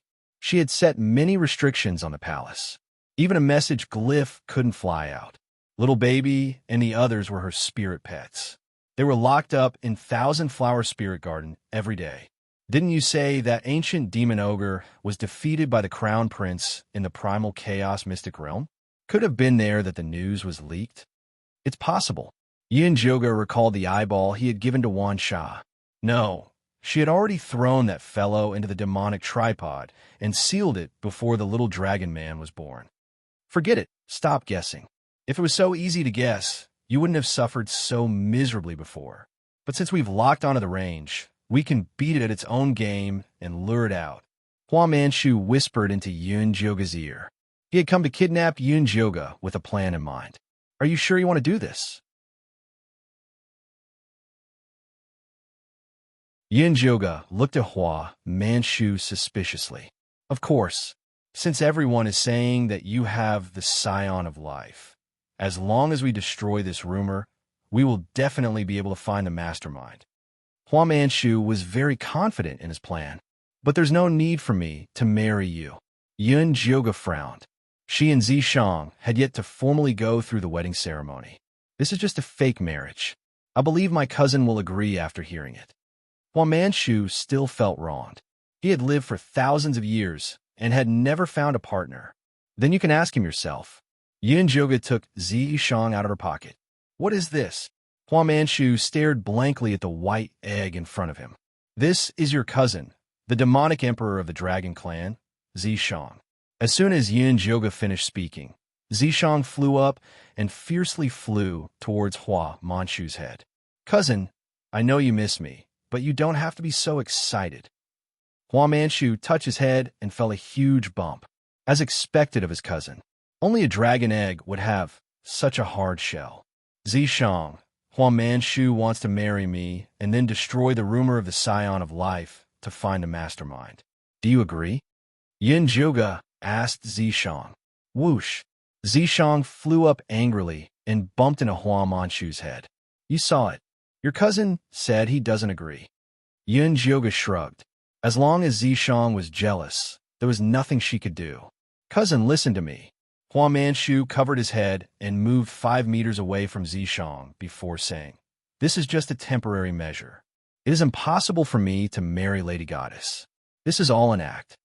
Zishang clearly couldn't accept the act either. He flew over and bumped into him again. All right, Zishang, your cousin is just being kind. Yin Zhoga grabbed Zishang, who had lost control of himself, and pulled him into her embrace. Then she said to Hua Manchu, a fake marriage is fine, but you have to pay 100 bottles of flower spirit water and 10 flower spirit pearls. Let Zishang come out before the ceremony and let him replace you. Do I have to pay for my help? Hua Manchu felt wronged. He was able to be Zishang's cousin because he had the bloodline of the dragon clan. It was his instinct to be stingy. Of course I won't let you work for free. These 5 7-star fruits are the deposit. After this is done, I will give you 15 more as compensation. Yin Zhoga took out the 7-star fruits from his storage bag. Deal. Hua Manchu's eyes lit up as he looked at the 7-star fruits. He immediately agreed. Let's go and give your cousin a bath now. Yin Zhoga said. Hua Manchu quickly laid down the formation. He poured out 100 bottles of flower spirit water and 10 flower spirit pearls before putting Zishang in. There is still an hour before we reach the flower spirit forest. Do you want to rest first? Hua Manchu asked Yin Zhoga. No need. The earlier we finish, the earlier we can go back. Yin Zhoga was very worried about the God Palace. If her son woke up and couldn't see her, it would be terrible. I will have the messenger send out the invitations now. Hua Manchu took away the races that were already cleared of suspicion. In the end, he only sent invitations to the spirit race, the Yao race, and the human race.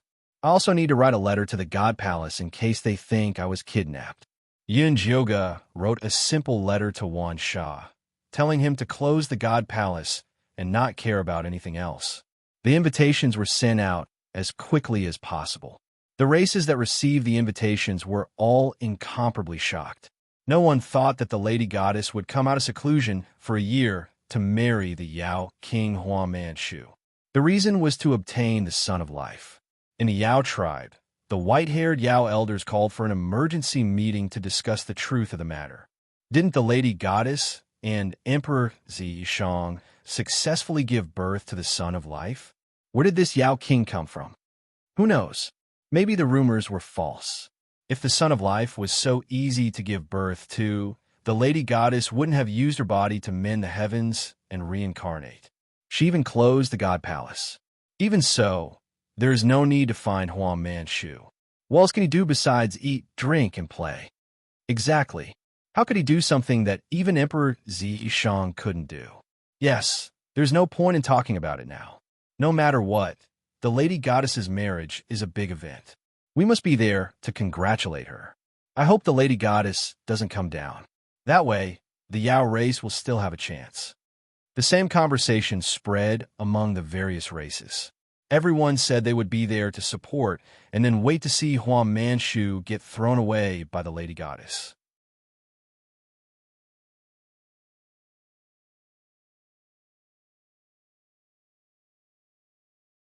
Chapter 560.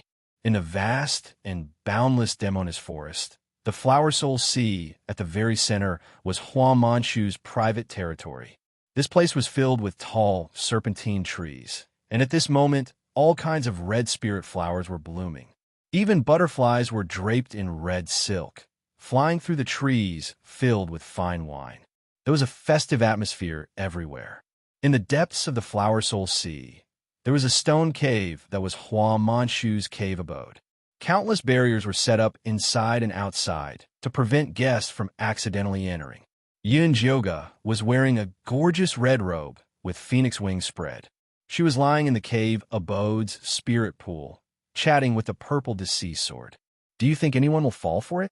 Yin Jyoga stirred the spirit water and poured it on the purple deceased sword's eggshell. The purple deceased sword shook the white eggshell, indicating that it did not know. There are only 4 hours until the wedding. It looks like you won't be able to make it in time. Yin Jyoga crushed a flower spirit pearl and rubbed it evenly on the purple deceased sword's eggshell. The eggshell emitted a faint pink light, and the flower spirit pearl was quickly absorbed. Just as Yin Jyoga was concentrating on rubbing the purple deceased sword, a faint sound came from the cave abode's entrance. Someone had come in. Yin Jyoga withdrew her hand and looked at the entrance cautiously. She saw a green vine come in through the entrance, wobbling in front of her. Yin Jyoga's heart skipped a beat. He put on a reprimanding face and said, "Tell Hua Manshu that even if he uses the Shun Palace to threaten me, I will not agree to marry him. Tell him to give up.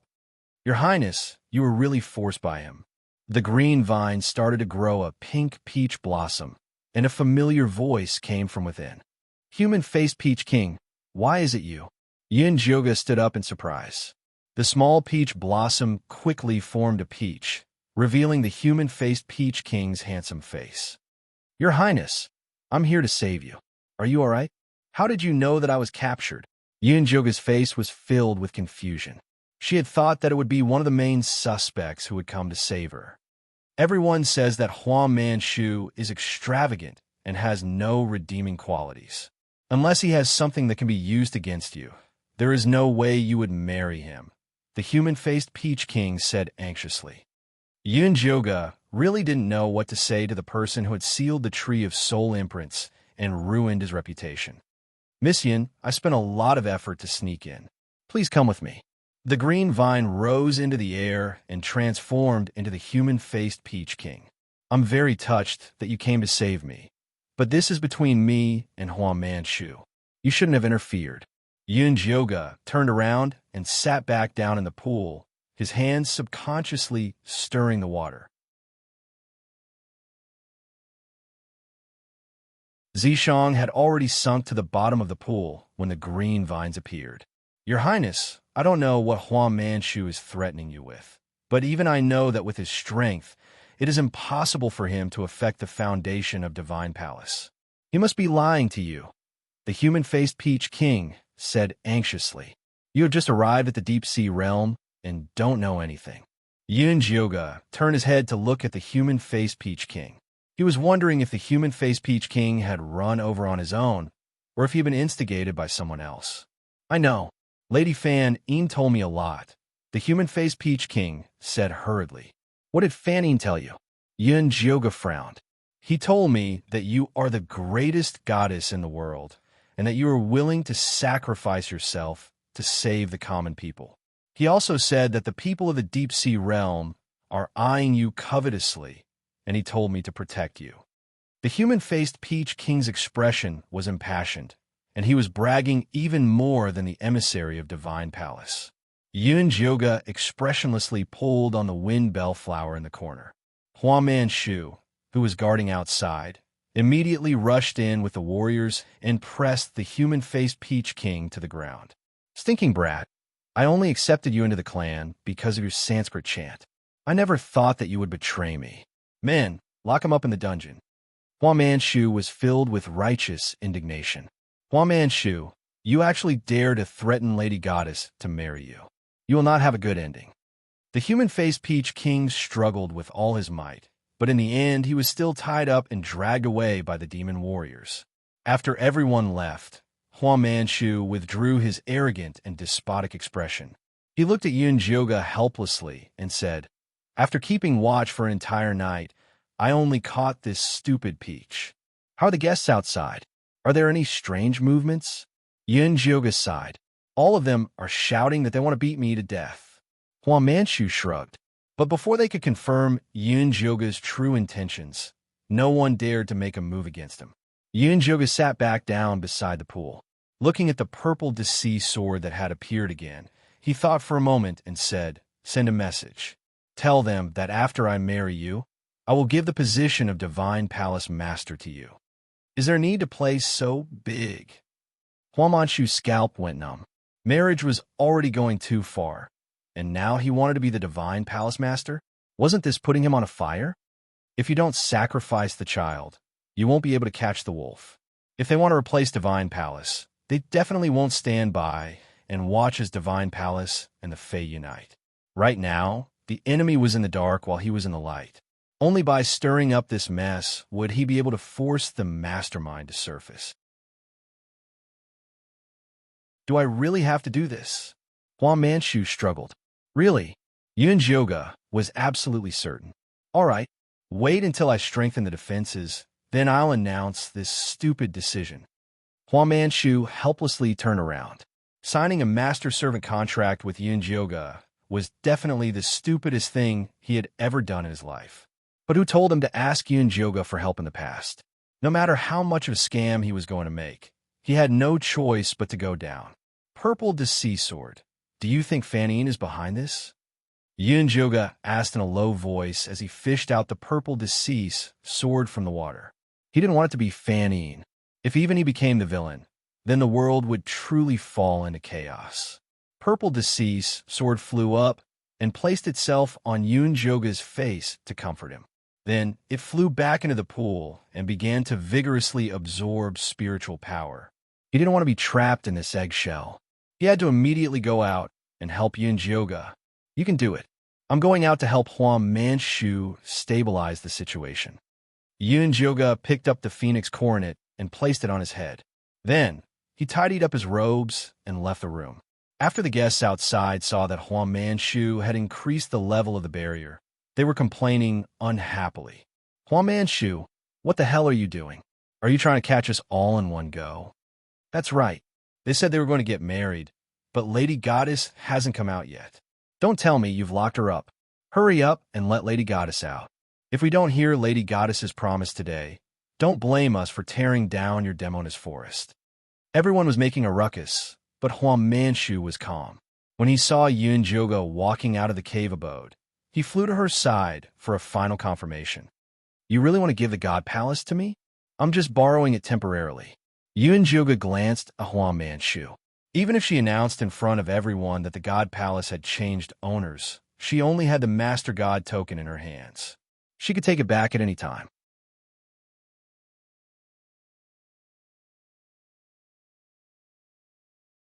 Chapter 561. I just want you to take it back as soon as possible. Huang Manchu exhaled deeply. He wasn't interested in ruling the continent. He just hoped that these trivial matters would end soon, so his subsoul could return to its days of eating, drinking, and playing. Let's go. Yun Zhoga raised her slender hand with a frosty expression. Her wide sleeves hung down, and the golden threads glowed faintly like swimming fishes. Huang Manchu gently held Yun Zhoga's finger as they appeared side by side above the fairy forest. Lady Goddess. The guests cheered when they saw Yun Zhoga. Yun Zhoga raised her hand, and the golden spiritual energy scattered around, bringing with it the unique pressure of a god. Everyone immediately quieted down respectfully. In their hearts, they thought that the rumors they had heard before were definitely fake. They said that the Lady Goddess Godhead was unstable. Wasn't that just awesome? Yun Zhoga waited for everyone to quiet down before announcing her decision. She gave the Divine Palace to Huang Manchu. The guests were shocked at first, but then they started to talk like the tide. If Huang Manchu wasn't standing next to Yun Zhoga, he would have been killed by the angry crowd. Your Highness, how about I go back to the Divine Palace with you tomorrow? Huang Manchu looked at the angry crowd. He felt his scalp go numb, and a chill ran down his spine. If you go back with me, how are you going to lure those killers out? Yun Zhoga said expressionlessly. I will really die if I stay here. Huang Manchu's bitterness was about to overflow. You've been free for 2,000 years. Now it's time for you to show off. Yun Zhoga glanced at Huang Manchu. Before she reincarnated, she purposely took Hua Manchu out so that he could save his energy and fight for her. Your Highness, I have to be alive to do that. Hua Manchu's face was bitter. He sighed and said that it wasn't easy to be a servant. If he had reincarnated with her, he wouldn't have had to face this annoying side. Add 10 more 7-star fruits, Yun Jioga said to Hua Manchu. 15. Hua Manchu immediately added, take it or leave it. Yun Jioga wasn't going to back down. Deal. Hua Manchu was revived. He put on a fake expression and landed on the ground. He started to greet the guests. Yun Jioga saw that Hua Manchu had handled the situation well, so he returned to Yun Jioga's cave abode. Unexpectedly, when he entered, he saw that there were only 2 pieces of eggshell left in the pool. It was empty inside. Violet deceased. Yun Jioga's soul almost flew out of his body. She hurriedly pinched her fingers to deduce Zi Shang's whereabouts, and discovered that he was in the Flower Soul Sea's Misty Shadow Valley, and immediately chased after him. In Misty Shadow Valley, a small black dragon as thick as an arm was hiding motionlessly in the mud. Around him were countless shadowy assassins who were conducting a carpet search. Great Emperor Zi Shang, our master is sincerely inviting you to be a guest. Please do me the honor and come with me. Don't hide, we've already seen you. If you obediently give in, we can still politely invite you over. Otherwise, don't blame us for being impolite. Don't you want to know who is looking for you? An ethereal voice rang out in Misty Shadow Valley, as if there were several people trying to persuade Zi Shang at the same time. However, Zi Shang knew very well that these were merely illusions that wanted to lure him out. Ha, found you. A pair of large footprints appeared in front of Zi Shang. The boulder above his head was flipped over, and he appeared in front of the black figure after losing his shield. This black figure only had a blurry humanoid shape, and its facial features could not be seen clearly. It was obvious that it was a puppet. TSK, TSK, look what I found. Is this still the valiant and extraordinary great emperor Zi Shang? Why has he become a pitiful black loach? The black shadow let out a carefree laugh, and then it raised its leg to stomp down at Zi Shang. Zi Shang, who was originally motionless, suddenly moved and brushed past the black figure's face. His tiny dragon claws grabbed onto something. Damn it! The black figure flew into a rage, and countless black lights flashed out, forming a giant net that enveloped Zi Shang's head. Zi Shang's figure flashed again and again. Although he avoided the giant net's attack, he was accidentally hit in the chest by a black figure and fell to the ground. Little loach, be obedient and come with us. The black shadow puppet stretched out its large claws to grab Zi Shang, but it was pierced by a golden ray of light. Yun Jioga finally arrived. Seeing that Zi Shang had been attacked, he angrily summoned Thunderfire Needles. Countless golden lights pierced through the black shadow puppet, burning it to pieces. The moment the puppet leader saw Yun Jioga appear, it spontaneously combusted and died. Zi Shang, are you all right? Yun Jioga went forward to pick Zi Shang up. I'm fine. Zi Shang shook his head, flew up to Yun Jioga, and showed her the thing on his claws. It was a black talisman with red runes on it. What is this? Yun Jioga asked, puzzled. I clawed this off the black figure's face. Zi Shang created a barrier, sealing the thing, and prepared to study it when he returned. How did they get in? Compared to the talisman, Yun Jioga was more concerned about Zi Shang's situation. I don't know. I was resting in the pool when the barrier suddenly split open and those black figures crawled in.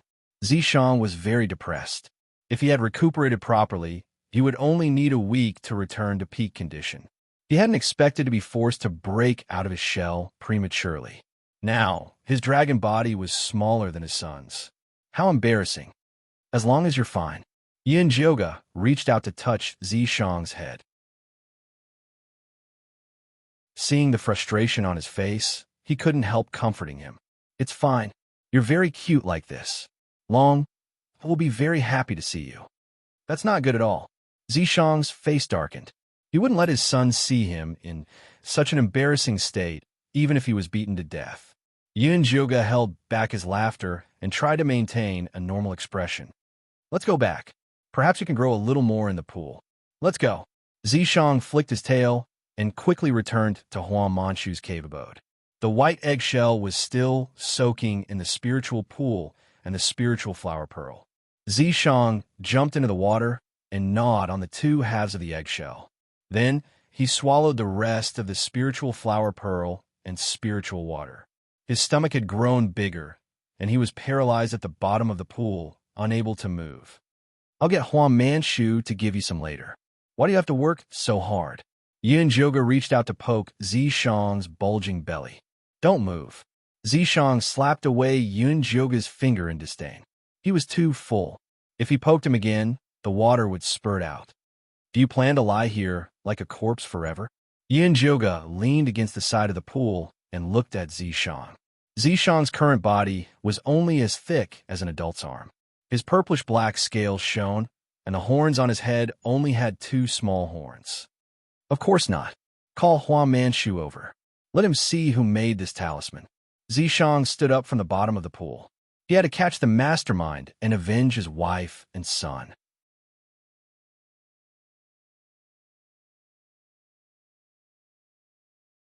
Chapter 562. Yunjoga shook the wind bellflower in the cave abode, and the tinkling sound spread out. Not long after, Huang Manchu came back drunk, and his body smelled of alcohol. It seemed like he had drunk a lot at the banquet. What happened? Huh? Zishang, why did you come out early? Huang Manchu's drunken eyes landed on Zishang, and he immediately sobered up. Someone broke into the barrier and attacked me. Zishang put his claws on the edge of the pool, and his dragon face was very unhappy. Who was it? Why didn't I sense anything? Huang Manchu was shocked. Although he had been drinking, he didn't let his guard down, and he didn't sense anything. Someone who was very good at controlling the shadows. Zishang took out the black talisman he had just grabbed and asked, "Have you seen this talisman before?" Huang Manchu took it and looked at it carefully. He put it under his nose and smelled it, and then said, "It smells like human blood. It should be something made by the human race." Human race? Did Fanning come today? Yunjoga asked. Fanning? Didn't he swear that he wouldn't come if the human race wasn't unjust and hell wasn't empty? Huang Manchu revealed a mocking smile. He didn't have a good impression of this guy who liked to sacrifice himself for others.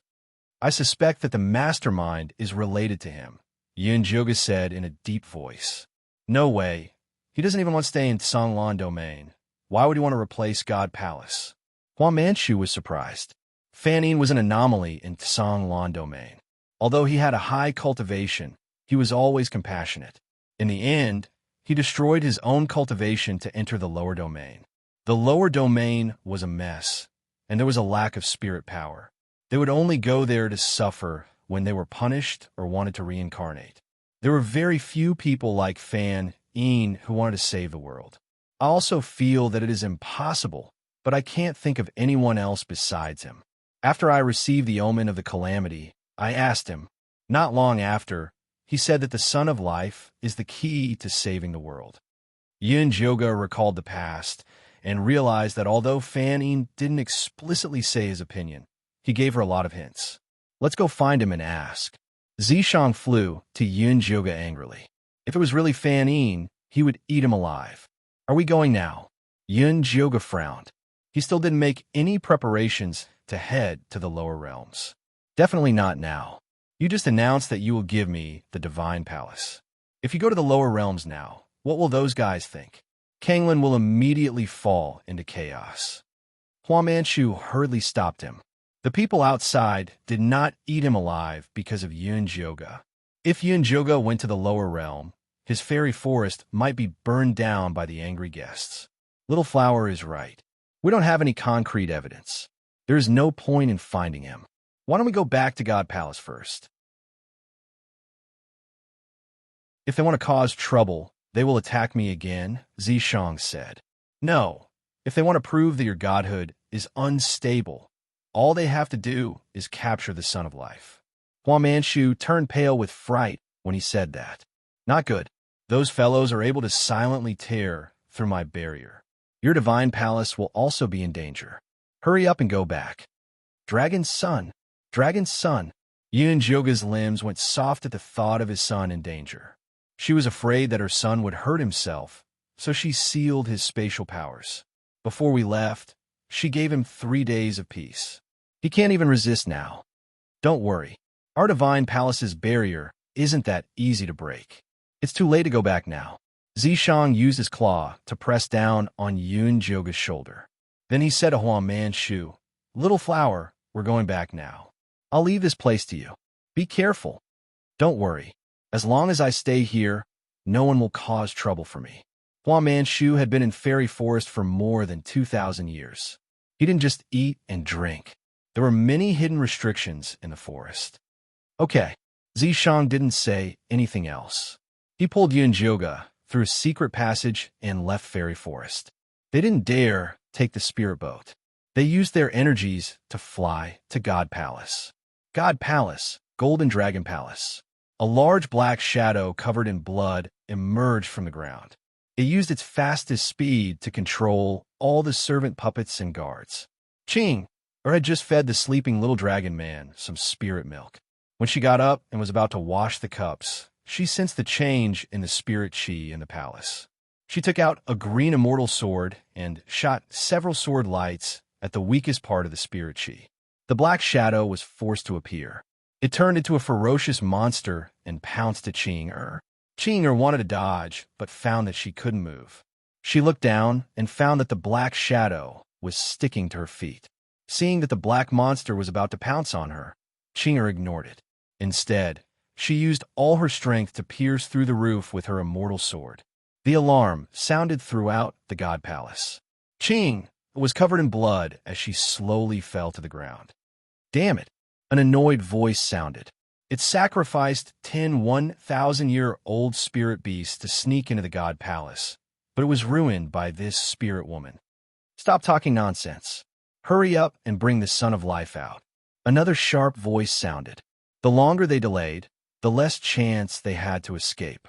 The two black shadow monsters pounced at the little dragon man on the bed.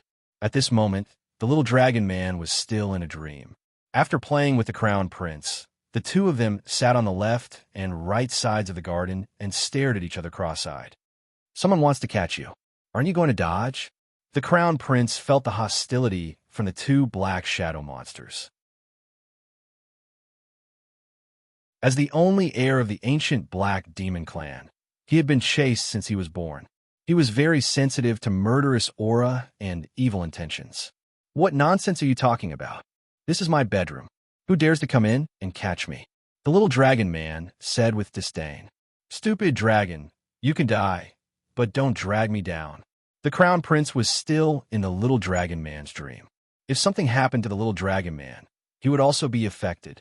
He decisively kicked the little dragon man away. Then he instantly controlled the little dragon man's body and teleported away from the golden bed.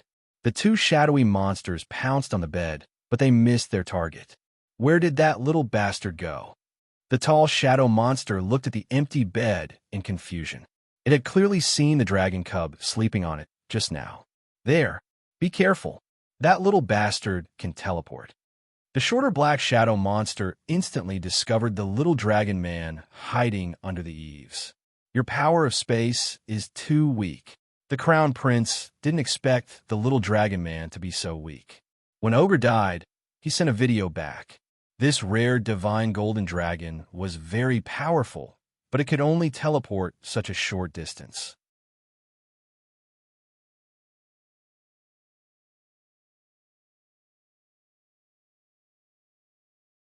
Chapter 563.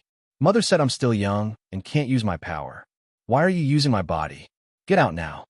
The little dragon stomped its feet in anger. It wanted to take back its body, but it couldn't find a way to wake up. You've been given 3 days of peace, and the connection between your soul and body has been cut off. Have a good rest. Leave these 2 small fries to me. The crown prince's eyes flashed with interest. Ever since his father sent him to the deep-sea demon palace, there had been no more assassins to kill him. It was extremely boring. I don't want to rest. I want to beat up the bad guys. Let me out. The little dragon man screamed in its dream. The crown prince automatically blocked out the little dragon man's noise and squinted to observe the two shadow monsters. Where did this damn guy go again? The tall one had a bad temper and was strong. He was a thug. He's here. The short shadow was the intelligent type. He was meticulous and once again discovered his hiding spot. The crown prince had an idea when he saw the two specialties. He released a thick black fog from his hands, covering the entire Golden Dragon Palace and the two shadow monsters. What's going on? Is someone playing dirty with us?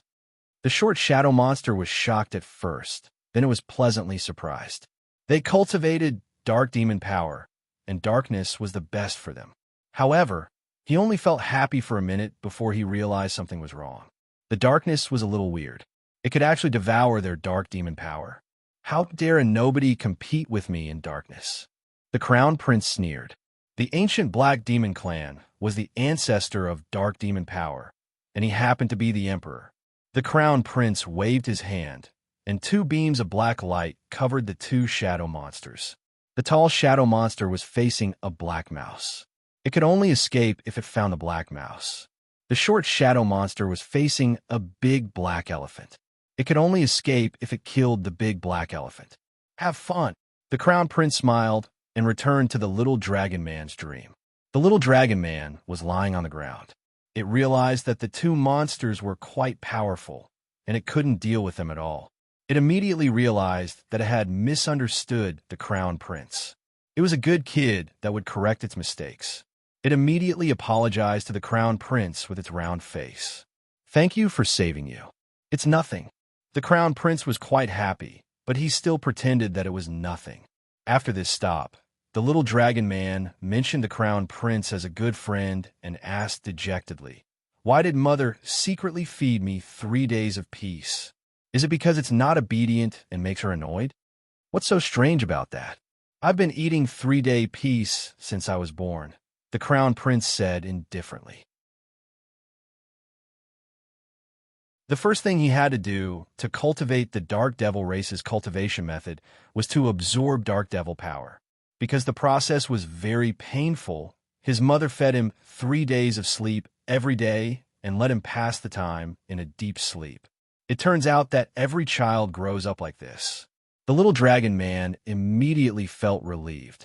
He happily sat under the tree and casually picked up a handful of blueberries and put them into his mouth.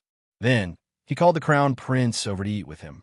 The crown prince sat beside the little dragon man and ate 2 blueberries. They tasted sweet and sour, and the taste was very special.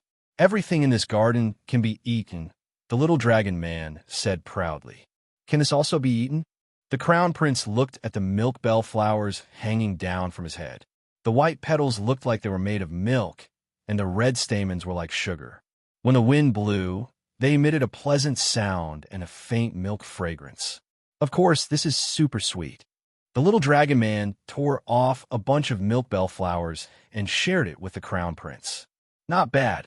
The crown prince ate a mouthful and followed the little dragon man to eat the entire myriad flower spirit garden. Logically speaking, this was the little dragon man's dream, and as an intruder, he shouldn't have a delicious feeling. However, the little dragon man was too familiar with the myriad flower spirit garden. The dream became extremely real, and even the crown prince was influenced by it. Just as the 2 children were swimming in the dream, Yunjoga and Zishang finally arrived at the divine palace. It just so happened that Wansha had just brought people to capture the 2 shadow monsters, and Yuqing also received treatment time. Your Highness, it's all my fault. They actually passed through the barrier and barged in. Luckily, Yuqing warned me in time. Otherwise, the consequences would be unimaginable. Wansha was ashamed. He was in charge of guarding the divine palace, but he didn't even notice the intruders. This is indeed your negligence. How is Long Air now? Yunjoga asked as he walked quickly towards the Golden Dragon Palace. The crown prince is fine. He is still sleeping on the bed. However, there is something very strange. Wansha followed closely beside Yunjoga and told him about the 2 assassins being trapped by the dark barrier. You suspect that this dark barrier was created by Long Air? Yin Joga turned and stared at Wan Sha. Yes, because there is no one else in the sleeping palace other than the crown prince. Wan Sha also felt that it was very unbelievable. Dark devil power was a compulsory cultivation technique for the devil race. Even he couldn't set up such a pure dark barrier. That's impossible. You and I don't have the blood of the devil race in us. How could our son set up a dark barrier? Zishang, who was hiding in Yun Joga's pocket, couldn't help but send a voice transmission. I know. There must be something strange about this. We will know when we ask him later. Yun Joga continued to walk towards the Golden Dragon Palace. The resplendent bedchamber was not affected by the fight just now. The little dragon man was sleeping sweetly on the golden bed. Everything was no different from when Yun Joga left. Baby, wake up. Yun Joga dripped the antidote for 3 days, peace golden honey, into the little dragon man's mouth. The little dragon man smacked its lips and slowly opened its eyes. Mother! The little dragon man rubbed its eyes and yawned loudly. Wan Sha said that 2 assassins barged into your sleeping palace just now. Do you know what happened? Yun Joga went straight to the point. Oh yes, we're those 2 bad guys. They injured Sister Ching-er. I want to beat them to death. The little dragon man waved its little fist and shouted. Did you catch those 2 bad guys? Yun Joga grabbed the little fist that the little dragon man was smashing in his palm and checked the seal in its body. The seal was still there, and the power of space that the little dragon man smashed was still being sealed. Then how did he trap those 2 black shadow monsters? No, it was Blackhorn who helped me defeat them, replied the little dragon man honestly. Little Blackhorn? What is that? Yin Joga was confused. There is nothing called Little Blackhorn in this Golden Dragon Palace. Little Blackhorn is not a thing. He is my friend. He is the bad guy with black horns on his head that I told you about previously. You told me that you wanted to be friends with him. The little dragon man's tone was urgent and incoherent. Yin Joga was confused.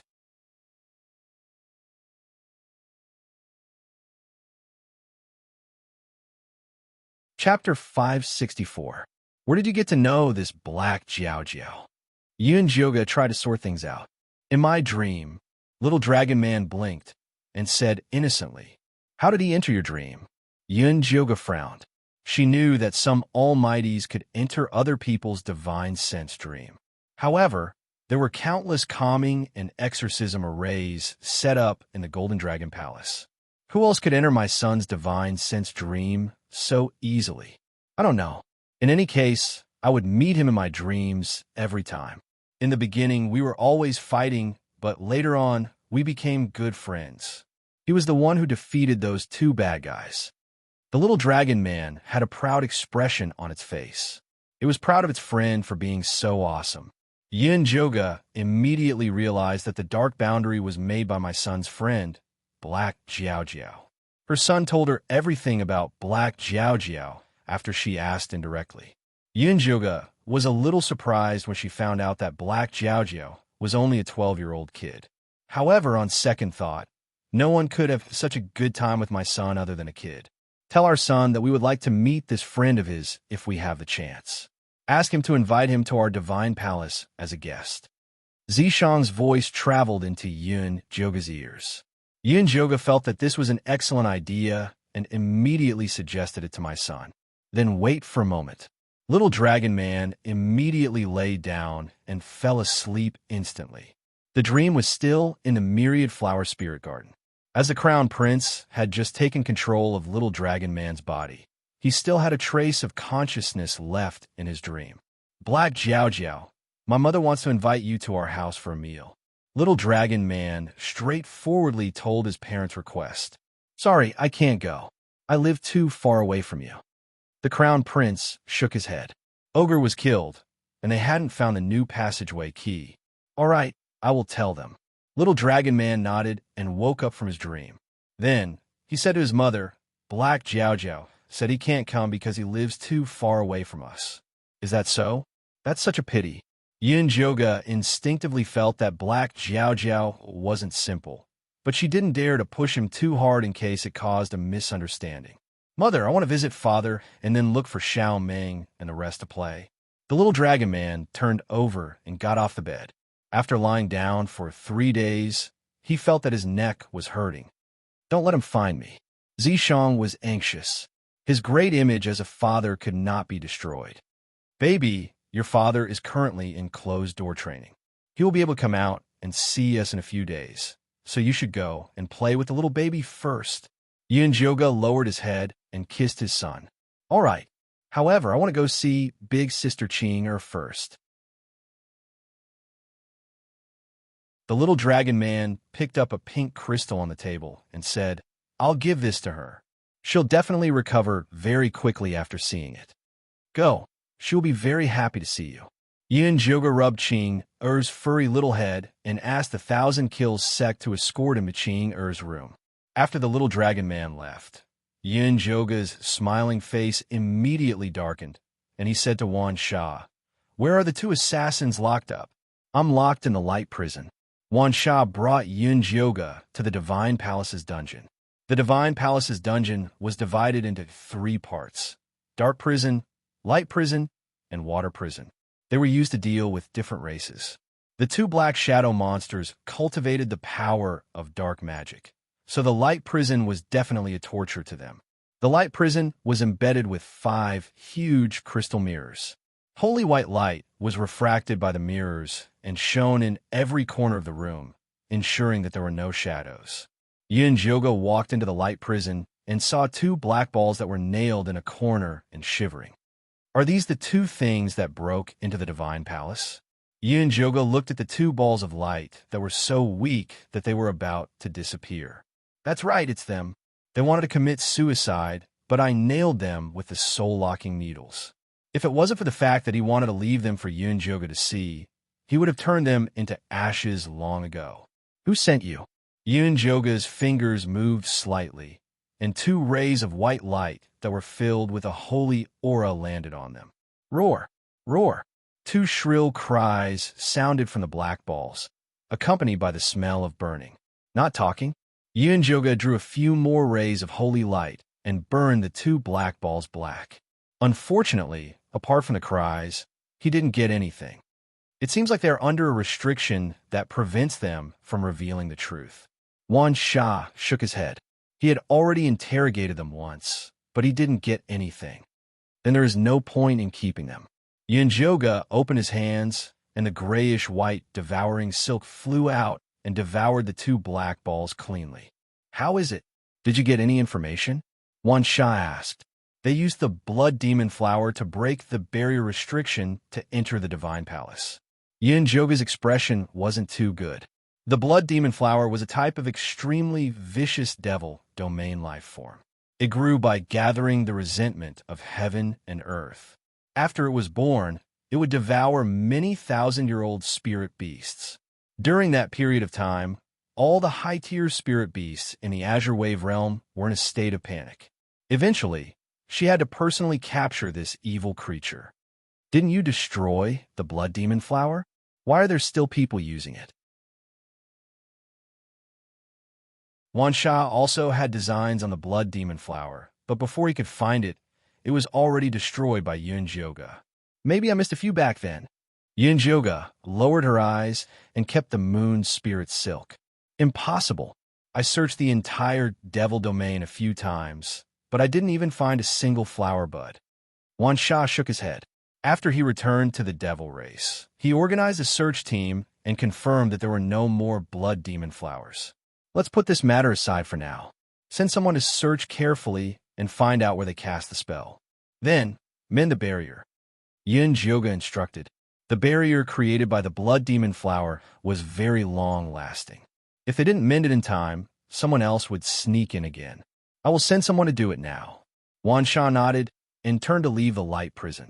Yunjoga was the only one left in the light prison.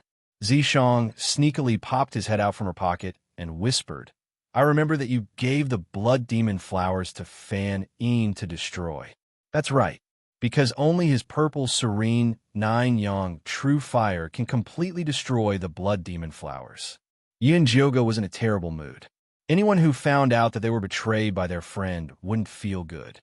It seems like we have a sufficient reason to look for him. Zishang also wanted to know why Fan Yin broke the promise and betrayed her friend. Let's find out about Long Er's mysterious friend first. Yin Jioga let out a breath. She didn't want her son to make a bad friend and be led astray. Then I will go and rest first. Tonight, we will meet his friend together. Zishang retracted his head and closed his eyes to rest. He was trying his best to digest the flower spirit pearl and flower spirit water that he swallowed today.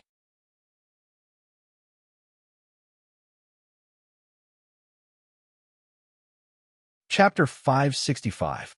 After Yun Jioga left the dungeon, he went to Yu Qing, Er's room. Her room was beside the Golden Dragon Palace. It was built entirely with white jade spiritual wood, and there was a small spirit vein buried underneath.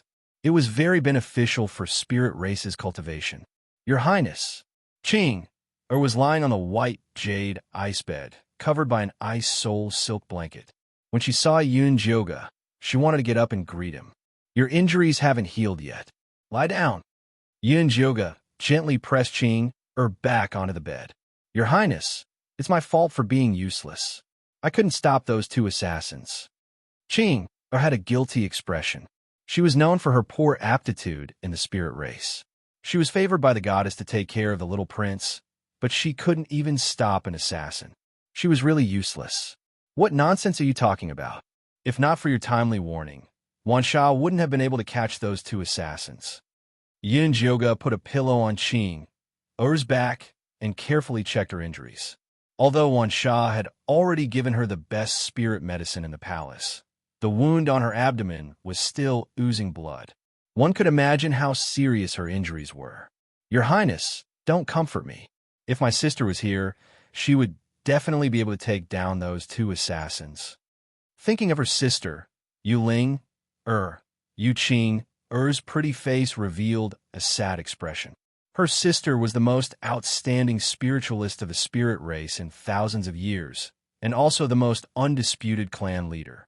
In the end, she used the most hated method of the spirit race to commit suicide, causing the Yu family's reputation to plummet. Now, she only hoped to rebuild the family's reputation. You are you, and she is her. Don't always compare yourself with her. Just do your own thing. Yun Jioga knew that many things were easier said than done, so he changed the topic. Little dragon came to see you? Yes, the little prince gave it to me. Yu Qing looked at the pink crystal at the head of the bed. She had taken care of the little dragon man for so long and knew how stingy it was when it loved treasures. It was really rare to get such a pink crystal. Rest well. Little dragon still needs your care. Keep these 2 spirit fruits and eat them after you recover. Yun Jioga took out 2 ripened 7-star fruits and placed them beside the pink crystal. These spirit fruits were also very beneficial to the spirit race. Thank you, Your Highness. I will work hard to recover. Yu Qing also wanted to return to the Golden Dragon Palace. Qing, has your sister met with Fan Yin after returning to the spirit race? Yun Jioga asked. Sanskrit sound? I'm not too sure about that, but Big Sister seems to have used the universe mirror to investigate the situation in the lower realms, replied Yu Qing. Think about it carefully. What did your older sister see in the lower realms? Was there anything related to the sound of Brahma? Yun Jioga asked. Big Sister checked the 100,000 mountain range in the lower realm. As for Sanskrit sound, Yu Qing racked her brains and finally remembered something. The universe mirror that Big Sister used was given by Sanskrit sound. The universe mirror wasn't considered a valuable item in the Azure Wave domain, but she remembered that her elder sister once received an item from the lower domain. Inside the item was a simple and crude universe mirror, which left an impression on her. So, Yulinger's death is related to him. Yun Jioga's heart felt stifled. When Yuling said that it was Li Wei who encouraged her to commit suicide, she felt it was strange. Yuling wasn't a weak person, and her relationship with Li Wei was very ordinary. How could she choose to commit suicide because of a few words from him? If it was Sanskrit sound, it would be different. This guy was always eloquent and good at persuading others. Even when Yun Jioga encountered difficulties, she would ask for his opinion. If Sanskrit sound planted a seed in Yuling, Er's heart, then Li Wei came over to add fuel to the fire and easily burn her to ashes. Your Highness, who do you think is related to Big Sister's death? Is it Sanskrit sound? Yu Qing, suddenly sat up on the bed. You heard wrong. I am saying that your sister's death is a pity. Yun Joga came back to his senses and quickly dispelled Yu Qing's thoughts. He didn't want this silly girl to rush to the lower realms and do stupid things. Oh, Yu Qing slowly lay back down. Rest well. I will bring Long to see you tomorrow. Yun Joga returned to his bedroom with a worried expression. What is it? Asked Zishang. I am thinking that Sanskrit sound taking the initiative to go to the lower realms to train was also a scheme. Yun Joga was depressed. It must be. Back then, he arranged for Shirley to help us so he could monitor us. Zishang flew out of Yun Joga's pocket and curled up on her knees. Yun Joga touched Zishang's smooth back and recalled what happened in the mystic realm. Although Shirley wasn't there when he dealt with Og, it was very likely that it was the little dragon man who did it. Sanskrit sound did everything possible to make you go to the lower realms to find him. He must be up to no good. It is best if we can lure him to Songlan realm. The lower realms were Sanskrit sound's territory. Finding him was like walking into a trap. Moreover, he had the blood demon flower. He won't come up. Yun Joga shook her head. In the past, she invited Sanskrit sound a few times, but he rejected them all. Even when the calamity came, he didn't come up, let alone now. If Songlan realm has something he needs, he will definitely come up. Zishang pondered deeply. Then what do you think it is? Asked Yun Joga. Your godhead and our child. Zishang said solemnly. What do you mean? Yun Joga lifted Zishang's claw in front of her, stared into his eyes, and said, Don't tell me you want to use the child as bait. Do you believe that I will eat you? Long is also my child. How can I use him as bait? Zishang felt wronged. Was he that crazy? Sorry, I was just too nervous. Yun Joga hugged Zishang and buried her face in his neck. I know. How about this? Let's put aside the matter of Sanskrit sound and deal with that black Jiao Jiao first. Zishang licked Yun Joga's cheek comfortingly. I will go and bring Long back now. Yun Joga got a purple monkey flower essence from Hua Manchu. My son would definitely like it. At this moment, the little dragon man was dancing in the myriad flower spirit garden and talking about the experience of last night's assassination. The little baby was stunned. Xiao Qiao was nervously grabbing the tip of the little dragon man's tail. These assassins are too bold. They actually dared to break into the divine palace. They deserve to die. The little baby said angrily. Long don't be afraid. I will protect you tonight. Xiao Qiao said seriously. I'll go too. Fei Fei circled above the little dragon man's head. I want to go too. The treasure-seeking scorpion couple also came out. That's great. Then let's sleep together tonight. The little dragon man happily revealed its white teeth. It would definitely be fun with so many companions. Yun Joga didn't have any objections to the adorable pets coming to help his son keep vigil. Not only did he prepare a sumptuous dinner for them, but he also played with them for a long time. When it was late at night, Yun Joga sent the adorable pets away to find a place to rest in the Golden Dragon Palace. Find a place to rest. Don't talk or fight at night. Yes. The adorable pets answered in unison and found their own places. Fei Fei stopped at the big lamp inlaid with luminous pearls and white crystals in the corner. The little baby walked around the gorgeous treasure compartment and finally occupied the position of the emerald cabbage on the second floor. The treasure-seeking scorpion couple crawled into the carpet, while Xiao Qiao crawled under the little dragon man's big bed.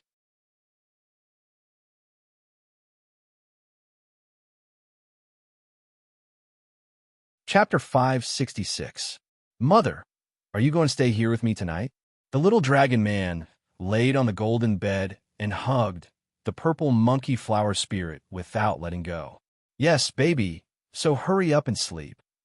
Yun Joga helped put the purple monkey flower spirit on the golden mahogany cabinet at the head of the bed, then pulled up the soft cloud blanket to cover its stomach. But I haven't visited father today. The little dragon man yawned and used its fat paw to rub its eyes. Let's go visit him together tomorrow. Sleep. Yoga placed his hand on the little dragon man's body and gently patted it. The little dragon man slowly closed its eyes, and its stomach rose and fell evenly as it gradually entered dreamland. Yoga saw that its breathing was stable and called out softly, "Dragon, a dragon?" The little dragon man was sleeping very soundly and was even snoring. "All right, dragoner is asleep." Yoga took out Zishang and stuffed it into the little blanket. Zishang nimbly coiled around the little dragon man's side and placed its paw on his chest before sending a voice transmission to Yoga. "I'm ready. Then let's sleep together." Yoga placed his head on the pillow and forced himself to quickly fall asleep. After about the time it takes for a stick of incense to burn, Yoga successfully fell asleep. "Why are you so slow?" Zishang walked out from the darkness with a dissatisfied expression. "I'm not a dragon. How can I sleep so quickly?" Yoga sized up Zishang and said with a sigh, "I almost forgot what your human form looks like. It's only been a year. Your memory is too bad. I haven't forgotten your appearance for 2,000 years." Zishang was very dissatisfied. If it was not because the little dragon man had not seen his human form, he would not have waited for Yoga. "It's just a joke. Why so serious? Let's go and find dragon." Yoga walked up and pulled Zishang's hand as they entered the little dragon man's dreamland from the darkness. The little dragon man's dreamland turned into the Golden Dragon Palace. A golden table embedded with jewels was filled with all sorts of delicious food. There was sand scallops, hibiscus prawns, crispy Buddha's hand, lotus seed porridge, spicy beef. These were all tonight's menu. There was also a boy of about 12 sitting at the table. He had deep facial features and a handsome face. There was a pair of strange black spiral horns on his head, and his eyes were as dark as the bottomless ocean. The black brocade robe he wore was embroidered with extremely complicated dark patterns. The dark patterns on the clothes of the big clans in the upper realm all had a history, but Yoga had never seen those dark patterns before. "Blackie, this hibiscus prawn is very delicious. Quickly try it." The little dragon man picked up a piece of prawn and passed it to the crown prince. The crown prince didn't eat it. Instead, he looked in Yoga's direction warily and shouted, "Who's there?" The little dragon man followed his gaze and shouted in surprise, "Hey, father, mother, why are you here? Didn't you always want to see father? So I brought him here." Yoga patted Zishang's hand and said to his son, "This should be the first time you've seen your father in human form." "No, I saw my father's human form when I was still in your stomach." The little dragon man ran to his father happily and reached out for a hug. "Father, you're finally awake. That's great. Baby, I missed you so much." Zishang hugged his son in his arms and kissed his little face. The little dragon man hugged his father's neck and giggled. Aren't you going to introduce your new friend to us?" Yoga put on a motherly smile and looked at the mysterious boy sitting at the table. "I almost forgot." The little dragon man struggled to get out of his father's arms and took the two people's hands to the table. "This is my good friend, Black Jiao. Hello, Uncle Andy. I'm the crown prince of the ancient black demon race, Xiao Agate. It's our first time meeting." Crown Prince Xiao stood up and greeted them politely. "You're the crown prince of the ancient black demon race." Yoga thought he was hallucinating. "That's right." Xiao nodded faintly. "Then do you know Ogre?" Yoga asked. "Ogre is the key to the passage of our ancient black demon race. I heard that he was killed by you some time ago." Xiao's face was calm, without any special expression. "Then, are you here for revenge now?" Zishang quietly moved his feet and protected his wife and son behind him. "Uncle, Auntie, don't be nervous. The demon race pays attention to the survival of strong. Ogre was not as skilled as others, so it was his fate to be killed." Xiao looked reasonable. "I see." Yoga smiled, but he didn't really believe it. "What the hell are you talking about?" The little dragon man blinked its eyes and looked puzzled. "Nothing." Xiao rushed to answer first. Why don't we sit down and talk while eating? Zishang could feel that the crown prince of the ancient black demon race had no malice towards his son. If he really wanted to harm the little dragon man, he wouldn't have saved him before. Little Black, this is also very delicious. Try it. The little dragon man took a cup of walnut milk ice and handed it to Xiao. Baby, you can't eat dessert before the main meal. Yin Joga held down the little hand of the little dragon man. Even in his dreams, he couldn't give up. Well, we will eat dessert later. You should eat this fried chicken steak. It's a very delicious folk delicacy. The little dragon man recommended a delicious dish to his little friend. It's fragrant and crispy. It's really delicious. Xiao ate it up. Xiao, since you are not here to avenge Ogre, why did you come here? Zishang asked half-jokingly. Could it be that your ancient black demon race still hasn't given up and still wants to take the origin power of our Blue Waves continent? Uncle, Annie, you don't need to worry. My father king and mother empress want the origin power of Blue Wave continent because they want to remove the curse on me. That's all.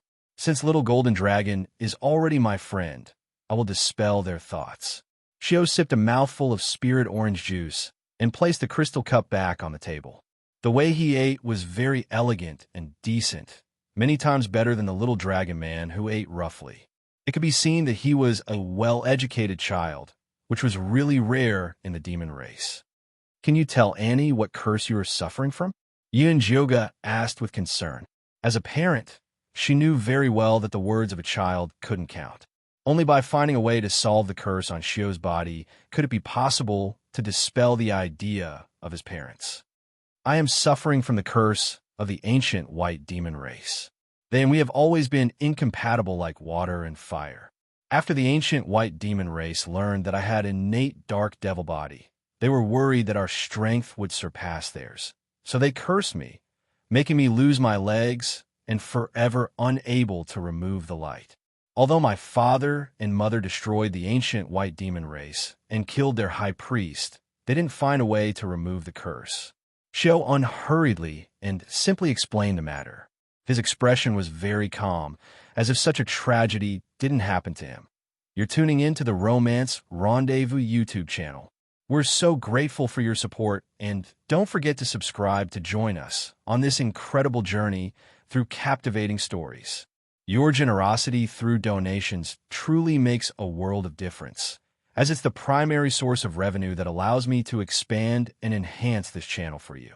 Thank you from the bottom of my heart for being a part of this adventure.